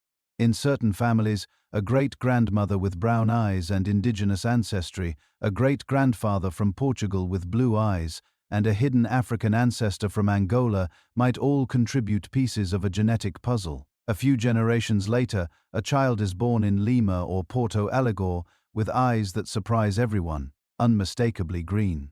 In parts of southern Brazil, Argentina, and Uruguay, large waves of European immigration in the 19th and early 20th centuries increased the frequency of lighter eyes. Yet again, green remained relatively rare compared to blue and brown, hovering in that strange middle zone. You might see it more often among certain lineages in certain neighborhoods tied to particular migration histories. An Italian family from northern regions, a German community in the interior, a Spanish line from Galatia. But it never becomes the norm. It remains something people remark on, something that feels special. If you could animate all these stories at once, Northern Europe, Central Asia, South America, you'd see that green eyes are less a single lineage and more a repeating pattern. The same underlying genetic toolkit, reshuffled by history into new combinations again and again. Each region adds its own context: clouded skies or blazing sun, islands or mountain passes, colonial frontiers or ancient trade routes. Yet the trait emerges in all of them like a melody that can be played on many different instruments. And it isn't standing still. Human movement has never been greater than it is now. In a single generation, families can move from Karachi to London, from Dublin to Sao Paulo, from Kabul to Berlin, from Warsaw to Sydney. Airplanes have replaced caravans and triumphs, but the genetic consequences are similar. Variants that were once geographically constrained are now mixing on a global scale. A child with one parent from rural Pakistan and another from Scotland might be born in Toronto. A Brazilian of mixed indigenous, African and Portuguese ancestry might have a child with a Swedish partner in New York. The old regional patterns of eye color are quietly dissolving and de-reforming under the pressure of globalization. Where green eyes might once have been extremely rare or nearly unknown in some regions, they now appear with increasing frequency. Not because the genes are new, but because they are meeting in new ways. At the same time, the global population is growing and most people still have brown eyes. Even as mixtures increase, the overall rarity of green eyes remains. In a world of billions, they are still a minority trait. But the map that describes where they appear is becoming more blurred, more intricate, harder to outline with simple geographic labels. In a century or two, if someone tries to draw a map of where green eyes are from, the answer may feel even more diffuse than it does today. They will belong to no single country, no single ancestry, no single story. They will be the quiet legacy of ancient survivors, of migrating farmers and conquering armies, of Silk Road merchants and colonial ships, of refugees and students boarding flights to new lives. And yet every pair of green eyes will still be individual, a unique recombination of genes that slipped through countless bottlenecks, weathered extinctions and empires, crossed ains and oceans, and ended up at last expressed in a single person looking back at you across a room. Those eyes are not just a color. They are a record written in shades of moss and seawater of how interconnected our world has always been and how much more entangled it is becoming. Picture this. You're sitting across from someone you've just met. You don't know their name yet. You don't know their job, their history, their joys, or their failures. But you do know one thing instantly before a single word is spoken. Their eyes are green. Your brain does something before you even realize it. It tags this person. Not consciously, not with language, but with impressions. Interesting, mysterious, maybe artistic, maybe intense. You don't decide to think these things. Your brain simply offers them up the way it offers up the color of the sky or the brightness of a flame, a quiet whisper. This one is different. Psychologists have a word for this kind of silent judgment. They call it the halo effect. One visible trait, one striking feature bleeds into everything else. If someone has a rare or beautiful characteristic, we tend on average to assume other good things about them too. Attractive becomes intelligent. Unusual becomes deep. Rare becomes special. Green eyes are almost perfectly designed to trigger this effect. They sit in that narrow band between the common and the impossible. Not as familiar as brown, not as stark as light blue. They are the in-between shade, the color of moss on stone, of deep water lit from within, of leaves when the sun is low. And because they are rare in most of the world, they stand out. They demand explanation. Our minds are storytelling machines, and when they see something that needs explaining, they don't wait for data. They improvise. Psychological studies of eye color perception are surprisingly consistent. When researchers show people identical faces with digitally altered eye colors, patterns begin to emerge. Brown eyes are often rated as trustworthy, stable, grounded. Blue eyes carry associations of youth, innocence, sometimes coldness or distance. Green eyes, though, sit in a different category. Words like mysterious, creative, unpredictable, seductive, and intelligent show up again and again. None of this means green-eyed people actually are more intelligent or more creative. It means that when we look at them, we are primed to see them that way. A teacher might interpret a green-eyed child's silence as thoughtfulness, while reading the same silence in another child as shyness or defiance. A hiring manager might remember the green-eyed applicant as interesting or sharp, even if their resume is identical to everyone else's. The difference isn't in the eyes themselves, it's in the stories we attach to them. This is how the halo effect works. One salient detail colors the whole picture, like dye dropped into water, but it goes deeper than a single psychological trick. Our response to green eyes is also shaped by culture, by history, and by what we've been taught to find beautiful or dangerous. In parts of Northern and Eastern Europe, where lighter eyes are more common and green is not impossibly rare, the associations can be subtler. Green might suggest individuality, yes, but not magic. In some surveys from these regions, green eyes tend to be rated as attractive, but not necessarily more trustworthy than brown or more innocent than blue. They are simply part of the familiar spectrum. Travel south or east, though, into regions where dark eyes dominate and green is almost never seen, and the picture changes. In some Mediterranean cultures, green eyes have been linked historically to both charm and danger. The evil eye traditions sometimes linger around unusual eye colors, including pale green or gray. A gaze that is different can be a blessing or a curse, something to be admired and a little feared in parts of the Middle East, Central Asia, and North Africa, where green eyes occasionally appear like rare flashes of lightning in a dark sky. They often carry strong symbolic weight. Stories about prophets, saints, or legendary lovers sometimes mention strange or light eyes as markers of destiny. In modern surveys, people in these regions often list green eyes as highly desirable, precisely because they are so rare. Rarity becomes value in East Asia, where brown eyes are overwhelmingly common and historical contact with green-eyed populations was more limited. The symbolism can be different again.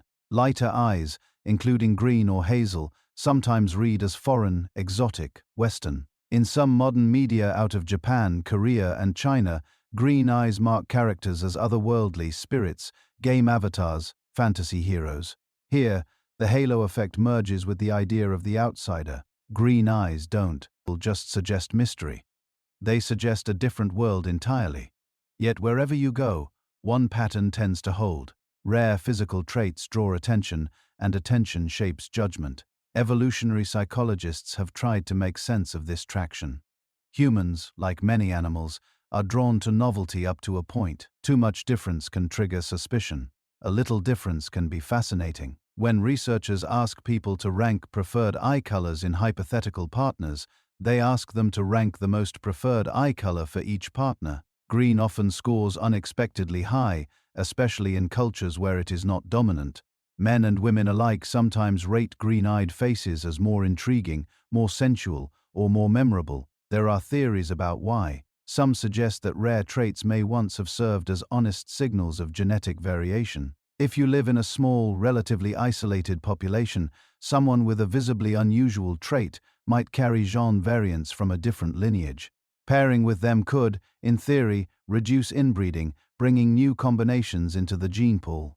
Over time, a mild preference for rare traits, green eyes for example, could be favored. But these are theories, not certainties. The evidence is mixed and humans compare. People choose partners for many reasons besides eye color. Status, kindness, shared values, proximity, even simple chance often matter far more. What studies do show more reliably is that we notice eyes. We're drawn to them first when we look at a face, and when those eyes are green, our brains tend to linger. The people who carry those eyes notice this too. Ask green-eyed individuals about their lives, and certain themes repeat. Being told endlessly, "Your eyes are amazing," strangers commenting on their gaze, teachers seating them near the front because you look like you're paying attention even when they aren't, romantic partners describing them as intense, enchanting, or hard to read. For some, this is flattering. For others, it can be strange or even uncomfortable. They talk about being remembered more easily than they'd like, about being cast in roles they never auditioned for. The mysterious friend, the creative one, the flirt, the cold beauty. A simple pigment pattern in the iris becomes a kind of costume they're asked to wear over and over again. This is the quiet power of perception. It doesn't just shape how we see others, it shapes how they learn to see themselves. Growing up with the green eyes in a community where they are rare can subtly nudge someone's identity. The child praised for their unusual gaze might lean into art, performance, self-expression, because people keep telling them they look like an artist or an actor. Another told that their eyes are scary or witchy might become more guarded, more self-conscious, or might adopt a tough or enigmatic persona as a kind of shield. None of this is destiny. Many green-eyed people glide through life barely thinking about their eye color. But for others, especially in adolescence, the constant attention can leave an imprint like footprints on wet sand. Modern media magnifies this effect. Think of how often fictional characters with green eyes are given specific roles: the morally ambiguous anti-hero, the seductive spy, the powerful witch, the clever thief. Animators and casting directors know exactly what they're doing. They're tapping into centuries of symbolism, layering those associations onto the screen so your brain can recognize them in an instant. In films and series, green eyes seldom belong to the bland or the forgettable. They are the eyes of people who disrupt the plot. The ones who show up, change things, and leave everyone else different than they were before. Even when the script never mentions their eye color, the camera does. A close-up in dim light, a flash of green in the shadows. Your mind fills in the rest. This representation feeds back into real life. When a child with green eyes grows up seeing that their eye color is reserved again and again for witches, rebels, queens, or sorcerers, it can quietly shape their expectations about themselves. Not in a literal sense. They don't expect to wield magic, but in mood. They may feel consciously or not that they are supposed to be unusual, that ordinary is not an option. At the same time, repeated portrayals can reinforce stereotypes in the broader culture. Viewers come to associate green eyes with manipulativeness, seduction, or danger in women, and with charm or moral complexity in men. When they meet real people with similar eyes, a faint echo of those characters might color their first impressions, even if they never say it out loud. So, when we talk about green eyes, we aren't just talking about melanin, collagen fibers, and light scattering. We're talking about a kind of psychological mirror, a tiny disk of living tissue, what reflects back our biases, our myths, our desires. Your ancestors, who stared into firelight and told stories about strange spirits and forest dwellers, were trying to make sense of the same experience you have when a pair of green eyes catches the light across a crowded room. Something in you pauses. Something reaches for meaning. Are they more intelligent, more creative, more dangerous? The honest answer in statistical terms is almost certainly no. Green eyes are a quirk of genetics, a roll of evolutionary dice. But your brain isn't built to be satisfied with that. It wants patterns. It wants characters, so it writes them. In the silence before sleep, when the images of the day start to blur, imagine all the faces your species has ever seen. Billions of gazes, most brown, some blue, a small shimmering fraction green. Imagine the stories that gathered around those rare eyes. Praise, fear, love, suspicion, fascination. None of them quite true. None of them entirely false. All of them reflections of the people doing the looking. In the end, the psychology of perception doesn't just tell us how we see green eyes. It tells us how we see each other. How a tiny difference can be. Oma legend. How simple color can carry the weight of mystery simply because we decided somewhere along the way that it must picture a candle-lit scriptorium somewhere in late medieval Europe. A monk bends over a sheet of vellum painstakingly illuminating the face of a saint, or maybe an angel, or maybe a demon. Gold leaf for the halo, deep lapis for the robes, and then for the eyes he pauses. Instead of the safe dark brown he sees in every face around him, he reaches for a different pigment, a faint mix of blue and yellow, a pale, uncertain green. He probably didn't think of it as genetic rarity. To him, it was symbolism, a way to show holiness, otherness, danger, or grace. But from that moment on, Those green eyes would stare out from the page for centuries, watching readers who would never know the real human faces that inspired them. In the history of art, green eyes almost always mean something more than just eye color. If you follow them through time, you can see how our ideas about them shift, evolve, and sometimes contradict themselves completely. In medieval manuscripts, when they appear at all, green or green-tinted eyes are usually reserved for the extraordinary, demonic. Figures, temptresses, or supernatural beings might be given eyes that do not match the everyday palette of the village. A dragon in the margin coiled around a letter with glowing green eyes. A sinner in a moralizing tale whose shifting gaze is painted with a ghostly, sickly hue. Green becomes shorthand for the dangerous and the uncanny. As painting moves into the Renaissance, something changes. Artists begin to look more closely at actual people. Portraiture explodes. And suddenly, in among the careful depictions of merchants and nobles and scholars, you start to see eyes that are not quite brown, not quite blue. Leonardo's models, Botticelli's women, the anonymous faces in Dutch portraits. Every so often, a painter will capture that hazel green, that grey green, that indefinable color that seems to change with the light. In these portraits, green eyes aren't always magical or threatening. Sometimes they're just observed, a record of reality. But the old symbolism doesn't disappear. Look at pre-Raphaelite paintings in the 19th century. Women with pale skin, long red hair, and striking green eyes. They're sirens, enchantresses, tragic heroines. The color of their eyes is never neutral. It's a plot point painted directly onto the canvas. By the time we reach modern photography, the game changes again. Now, instead of painstaking pigments, we have lenses, film stocks, and selective lighting. Black and white photographs mute eye color, hiding the rarity of green behind shades of gray. But when color photography becomes common in the mid-19th century, green eyes suddenly jump out again. Movie stills, magazine covers, fashion shoots. Photographers learn that under the right light, green eyes don't just reflect, they glow. They become marketable. Writers notice this too. In literature, the moment an author mentions a character's green eyes, they're making a choice. They're giving you a signal, a hint, a quiet nudge that this character is not quite like everyone else. Think of Scarlett O'Hara in Gone with the Wind. Her eyes are famously described as green, often flaring with temper or darkening with desire. Margaret Mitchell could have given her any eye color, but green fits the character she wants you to see. Unpredictable, willful, impossible to fully control. Her green eyes are not just physical description, they're a visible sign of her defiant, disruptive nature. Then there's Harry Potter. From the first pages of the series, you're reminded that Harry has his mother's green eyes. J.K. Rowling ties that color to memory, sacrifice, and love. The green isn't a mark of seduction or danger here. It's inheritance, a living echo of someone lost. Over 7 books, You Have Your Mother's Eyes becomes a kind of refrain, a reminder that identity isn't just what you do, but what you carry.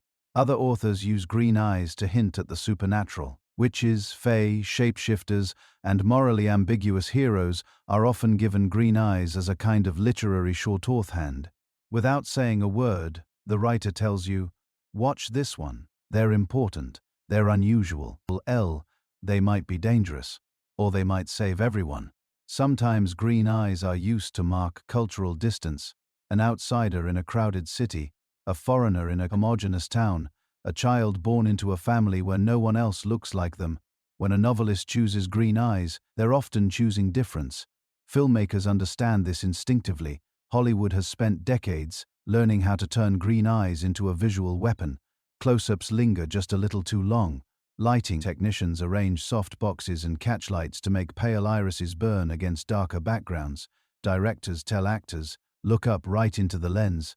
And the audience feels the impact straight through the screen. In the early days of color film, stars with lighter eyes had a technical advantage.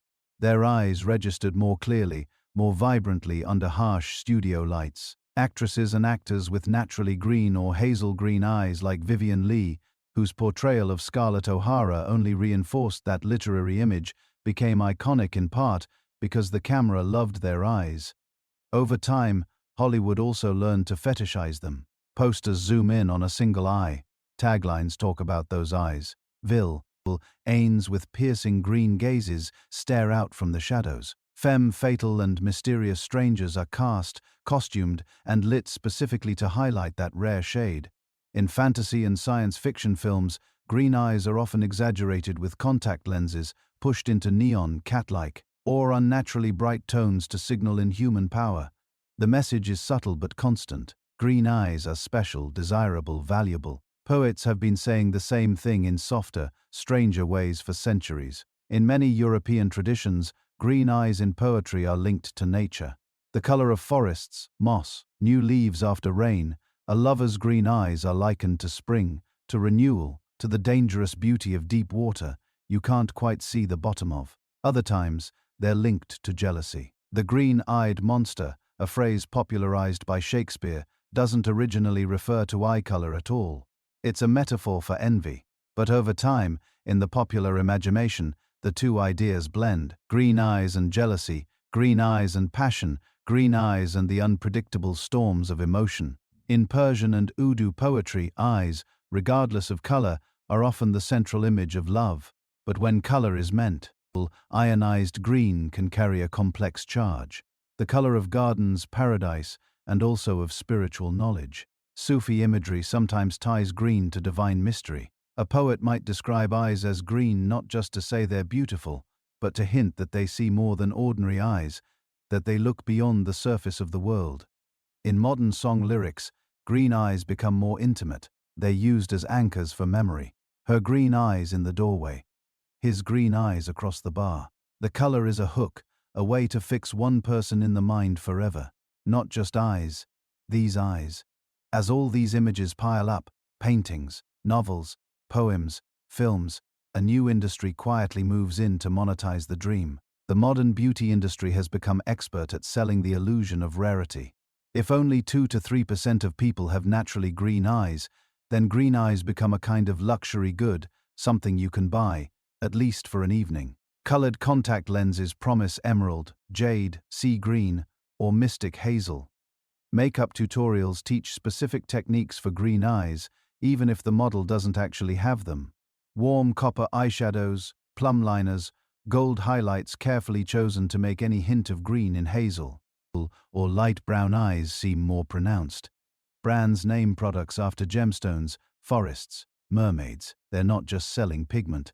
They're selling a story about what your eyes could be. Advertising leans hard into this. A perfume commercial shows a woman with striking green eyes walking slowly through a city at night. Everyone turns to look at her. The subtext is clear. Buy this product and you join her. You become the one with a gaze no one can ignore. But there's another side to this story. Because for the small number of people who actually wake up with green eyes every day, all this representation doesn't feel abstract. It's personal. When every movie, book and ad tells you that your eye color is mysterious, seductive, dangerous or sacred, it shapes how you see yourself. A green-eyed child might grow up hearing constant comments from adults. Your eyes are so unusual. You're going to be trouble when you're older. People would kill for that color. Some learn to enjoy the attention. Others feel watched, singled out by something they never chose. In cultures where green eyes are extremely rare, they can become a source of both pride and unease, a mark of specialness and of not quite belonging. Someone with green eyes in a primarily dark-eyed community might be seen as exotic, foreign or suspicious, depending on the local stories and histories wrapped around that color.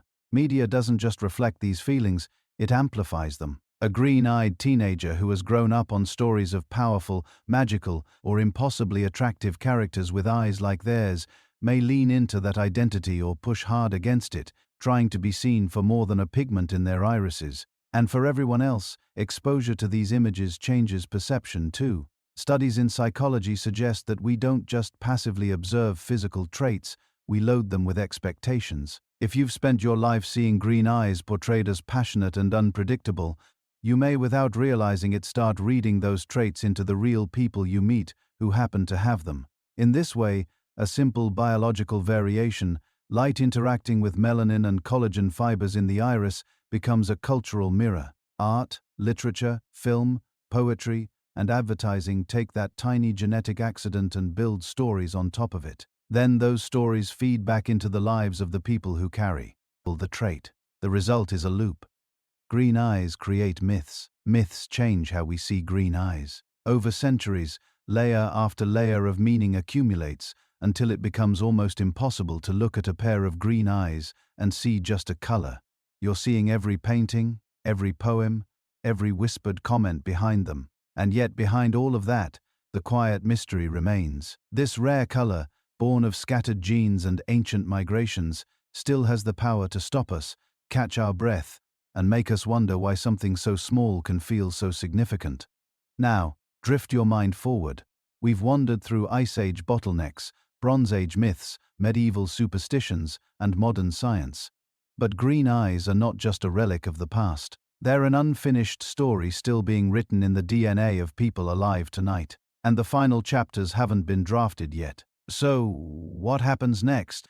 Picture a slow-motion map of the Earth at night. City lights glowing like constellations pinned to the land.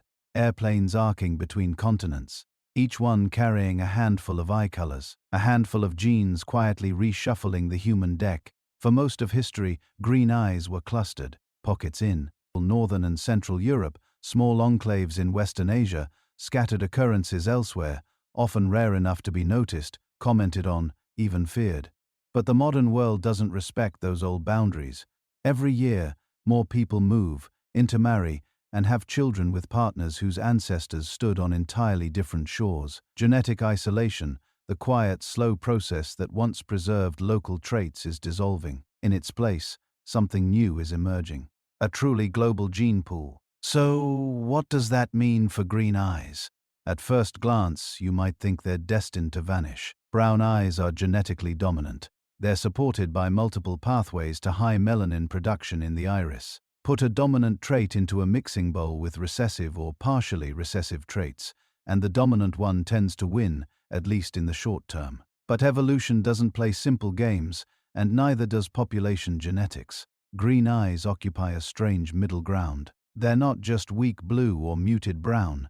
They're the product of specific combinations of multiple genes, most famously the OCA2 and HAIR2 region on chromosome 15, but also a constellation of smaller variants SCA, tethered across the genome, each nudging melanin production and distribution in subtle ways. When populations mix, those combinations don't just disappear, they spread. Imagine a rare melody carried on dozens of instruments. As orchestras blend, the tune doesn't vanish. It becomes harder to predict, but also capable of emerging in new places, in new ways. Future genetic models suggest two things might happen at once. In some traditional heartlands of green eyes, especially where birth rates are falling and migration is high, the proportion of green-eyed individuals may slowly decline. The old local genetic pockets are being diluted. But globally, the total number of people carrying the key variants for green eyes may actually increase. Greeny alleles will be less concentrated, more diffuse, but present in more families on more continents in children whose grandparents might never have shared a language. This is the quiet paradox of the future.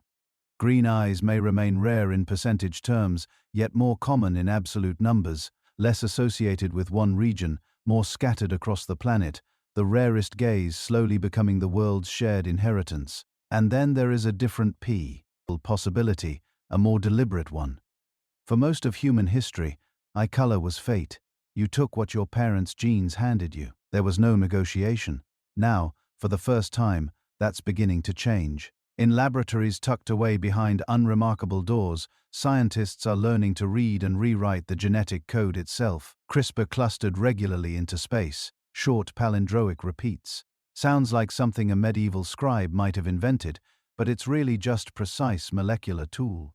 A guided pair of scissors that can cut DNA at chosen spots and encourage the cell to repair it in specific ways. So far, most CRISPR experiments in humans focus on life and death questions, blood disorders, immune deficiencies, genetic diseases that cut life short. But the same technology in theory could target the pathways that determine iris color. Turn down melanin production and brown could become hazel blue or something in between.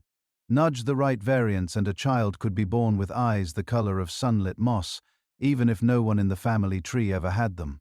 The idea is simple. The implications are not. Where is the line between healing and enhancement? between treating disease as and editing appearance? Is it acceptable to erase a lethal mutation but not to choose an eye color? Does it matter why parents want green eyes for their child, for beauty, for uniqueness, for cultural reasons, for no reason at all other than that they can? Bioethicists argue late into the night about questions like these.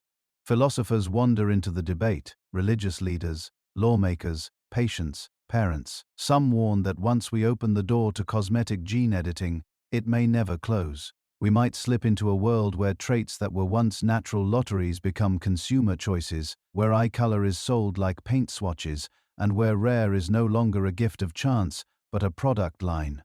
Others point out that human beings have always tried to shape their children's futures through education, nutrition, environment, even arranged marriages. CRISPR, they say, is just a more direct, more transparent version of what we've been doing in slow motion for millennia. For now, most countries draw a hard line against using gene editing tools for non-medical traits, especially in embryos whose changes would echo through future generations. But laws can change. Technology tends to move faster than regulation and faster than our ability to absorb its consequences. In the meantime, green eyes remain for almost everyone an accident of inheritance, a roll of the genetic dice. And yet, even as humanity debates whether we should edit traits like eye color, green eyes themselves are quietly teaching us about genetics in ways no laboratory could have predicted. Because they are rare, they stand out in genetic studies. Researchers can more easily trace the statistical fingerprints of unusual traits across large data sets. Each green-eyed volunteer in a biobank is like a lantern illuminating a small corner of the genome. By following those lanterns, scientists have discovered that eye color is not a single on-off switch, but a symphony of regulatory elements, enhancers, repressors, subtle timing signals that determine when and where pigment genes turn on. To understand green eyes, you have to understand gene networks, not just single genes. This matters far beyond eye color. The same logic governs far more serious conditions, autoimmune diseases, cancers, metabolic disorders. Many of them are not caused by one broken gene, but by delicate imbalances and complex pathways. Green eyes offer a visible, harmless window into how those pathways behave. Why does one person with a particular variant end up with green eyes while another with nearly the same genetic code has hazel? What environmental factors, what tiny epigenetic marks tip the balance? These are the same questions researchers ask when they study why one person develops a disease and another with similar genes does not. In this way, every rare trait becomes a teaching tool, a puzzle piece that helps us see the deeper pattern. And there are still puzzles even now, with genome-wide association studies scanning millions of markers. Scientists haven't pinned down every variant involved in green eyes. Some populations don't fit the expected models. There are families where eye colors appear in combinations that on paper shouldn't occur as often as they do. There may be undiscovered genes involved in iris structure, in light scattering, in how melanin is packaged inside pigment cells. There may be subtle developmental processes in the embryo influenced by hormones, nutrition, or random cellular events that push an iris toward green instead of hazel. On top of that sits perception itself. Two people can look at the same pair of eyes and disagree on what color they see. Lighting, surrounding colors, even cultural categories shape our labels. In some languages, there is no separate word for green eyes. They're folded into blue or gray. In others, the same eyes might be called green in childhood and hazel in adulthood as melanin slowly accumulates. So, when a researcher writes green in a database, they are capturing not a hard scientific measurement, but a snapshot filtered through human vision, language, and context. That fuzziness leaves room for mystery, and maybe that's not a flaw but a feature, because underlying all of this, the future mixing of populations, the rise of gene editing, the ongoing studies and lingering questions, is a deeper principle: diversity. Our species survived Ice Age bottlenecks not by becoming uniform, but by proliferating variations. Different bodies, different minds, different strategies for the same problems. In biology, sameness is fragile. Diversity is resilience. Green eyes are one tiny thread in that tapestry, but they matter. They remind geneticists that not everything useful is common. Some protective gene variants against disease began as rare quirks, passed quietly along until the right environment made them valuable. Some of the Denisvan genes that help modern Tibetans breathe at high altitude were once limited to a few scattered individuals. A world that tries to optimize traits, picking standard firth colors, standard heights, standard builds risks accidentally pruning away the rare alleles that might one day be the difference between vulnerability and survival. So when you see green eyes, you're not just looking at an aesthetic curiosity. You're seeing an argument for keeping the human genome wild and varied, for resisting the temptation to flatten everything into a single fashionable norm. And yet, even if one day we could choose every detail of our children's appearance down to the precise shade of their irises, something important would remain beyond our control. Because no matter how much we map and modify, some aspects of nature continue to slip through our fingers. The way certain green eyes shift color with the weather, the way a child suddenly opens their eyes in the delivery room and everyone falls quiet, caught off guard by a shade no ancestor seems to remember. The way stories arise around those eyes, myths whispering through modern minds, unbidden and unplanned. We can sequence genomes, edit genes, simulate entire populations on supercomputers, but we cannot fully explain why certain colors, certain patterns, certain rare combinations move us the way they do. Perhaps in the end, that's the future of green eyes. They will continue to spread, to blend, to appear in unexpected faces on distant shores. Scientists will continue to chase their genetic secrets and use what they learn to unravel far more serious mysteries of health and disease. Ethicists will continue to argue about whether we should ever choose them in a lab. And yet, despite all that effort, a part of their power will remain stubbornly unscientific, an echo of something older than civilization. A quiet reminder that even in a world of algorithms and edited genomes, some of nature's rarest traits are most beautiful precisely because they are not entirely ours to design, or to predict, or to control. They simply appear. A glint of emerald in the crowd, a rare gaze looking back at us from the future, carrying secrets we may never completely decode. From that small beginning, we followed a very long trail. We walked from campfires where green-eyed strangers were called witches and shapeshifters to temple courtyards where they were treated like omens from the gods. We listened to stories of sea spirits, forest fae and dangerous lovers whose green eyes promised both salvation and ruin. Then we stepped forward into laboratories and genome databases, into diagrams of chromosomes and complex polyenic models where those same eyes are reduced to letters and probabilities and statistical noise. And yet when you put all of it together, the myths, the art, the half-remembered legends, the migration maps, the genetic charts, something stubborn remains. A residue of mystery science hasn't erased. We can say that green eyes are rare. We can trace where they appear most often and how they likely spread with ancient peoples as they moved across coasts, rivers and mountain passes. We can talk about melanin and light scattering, about OCA2 and HERC2 and the intricate switches that turn pigment on and off. But we still can't say with full confidence why natural selection allowed such a fragile, unlikely trait, not only to survive, but to hold such power over human imagination. Maybe that's what makes them so compelling. Green eyes sit at the crossroads of everything that makes us human. Biology and story, chance and choice, hard data and soft perception. They remind us that diversity is not just about survival in a harsh environment, but about the strange, almost unnecessary beauty that evolution occasionally throws into the world as if for its own amusement. They show us that even something as simple as looking into another person's eyes is never really simple. You're seeing ancient migrations, thousand-year-old romances, wars survived, winters endured. You're seeing the outcome of uncounted genetic rolls of the dice, most of them ending in brown or blue, a few of them landing improbably on green. And beyond that, you're seeing the limits of our understanding. We like to imagine that if we just study long enough, collect enough samples, run enough simulations, every question will eventually have an answer. But green eyes whisper a quieter truth.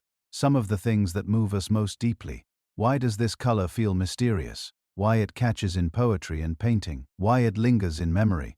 Belong to realms our instruments can't quite reach, the part of the universe measured in symbols, emotio, N, S and dreams.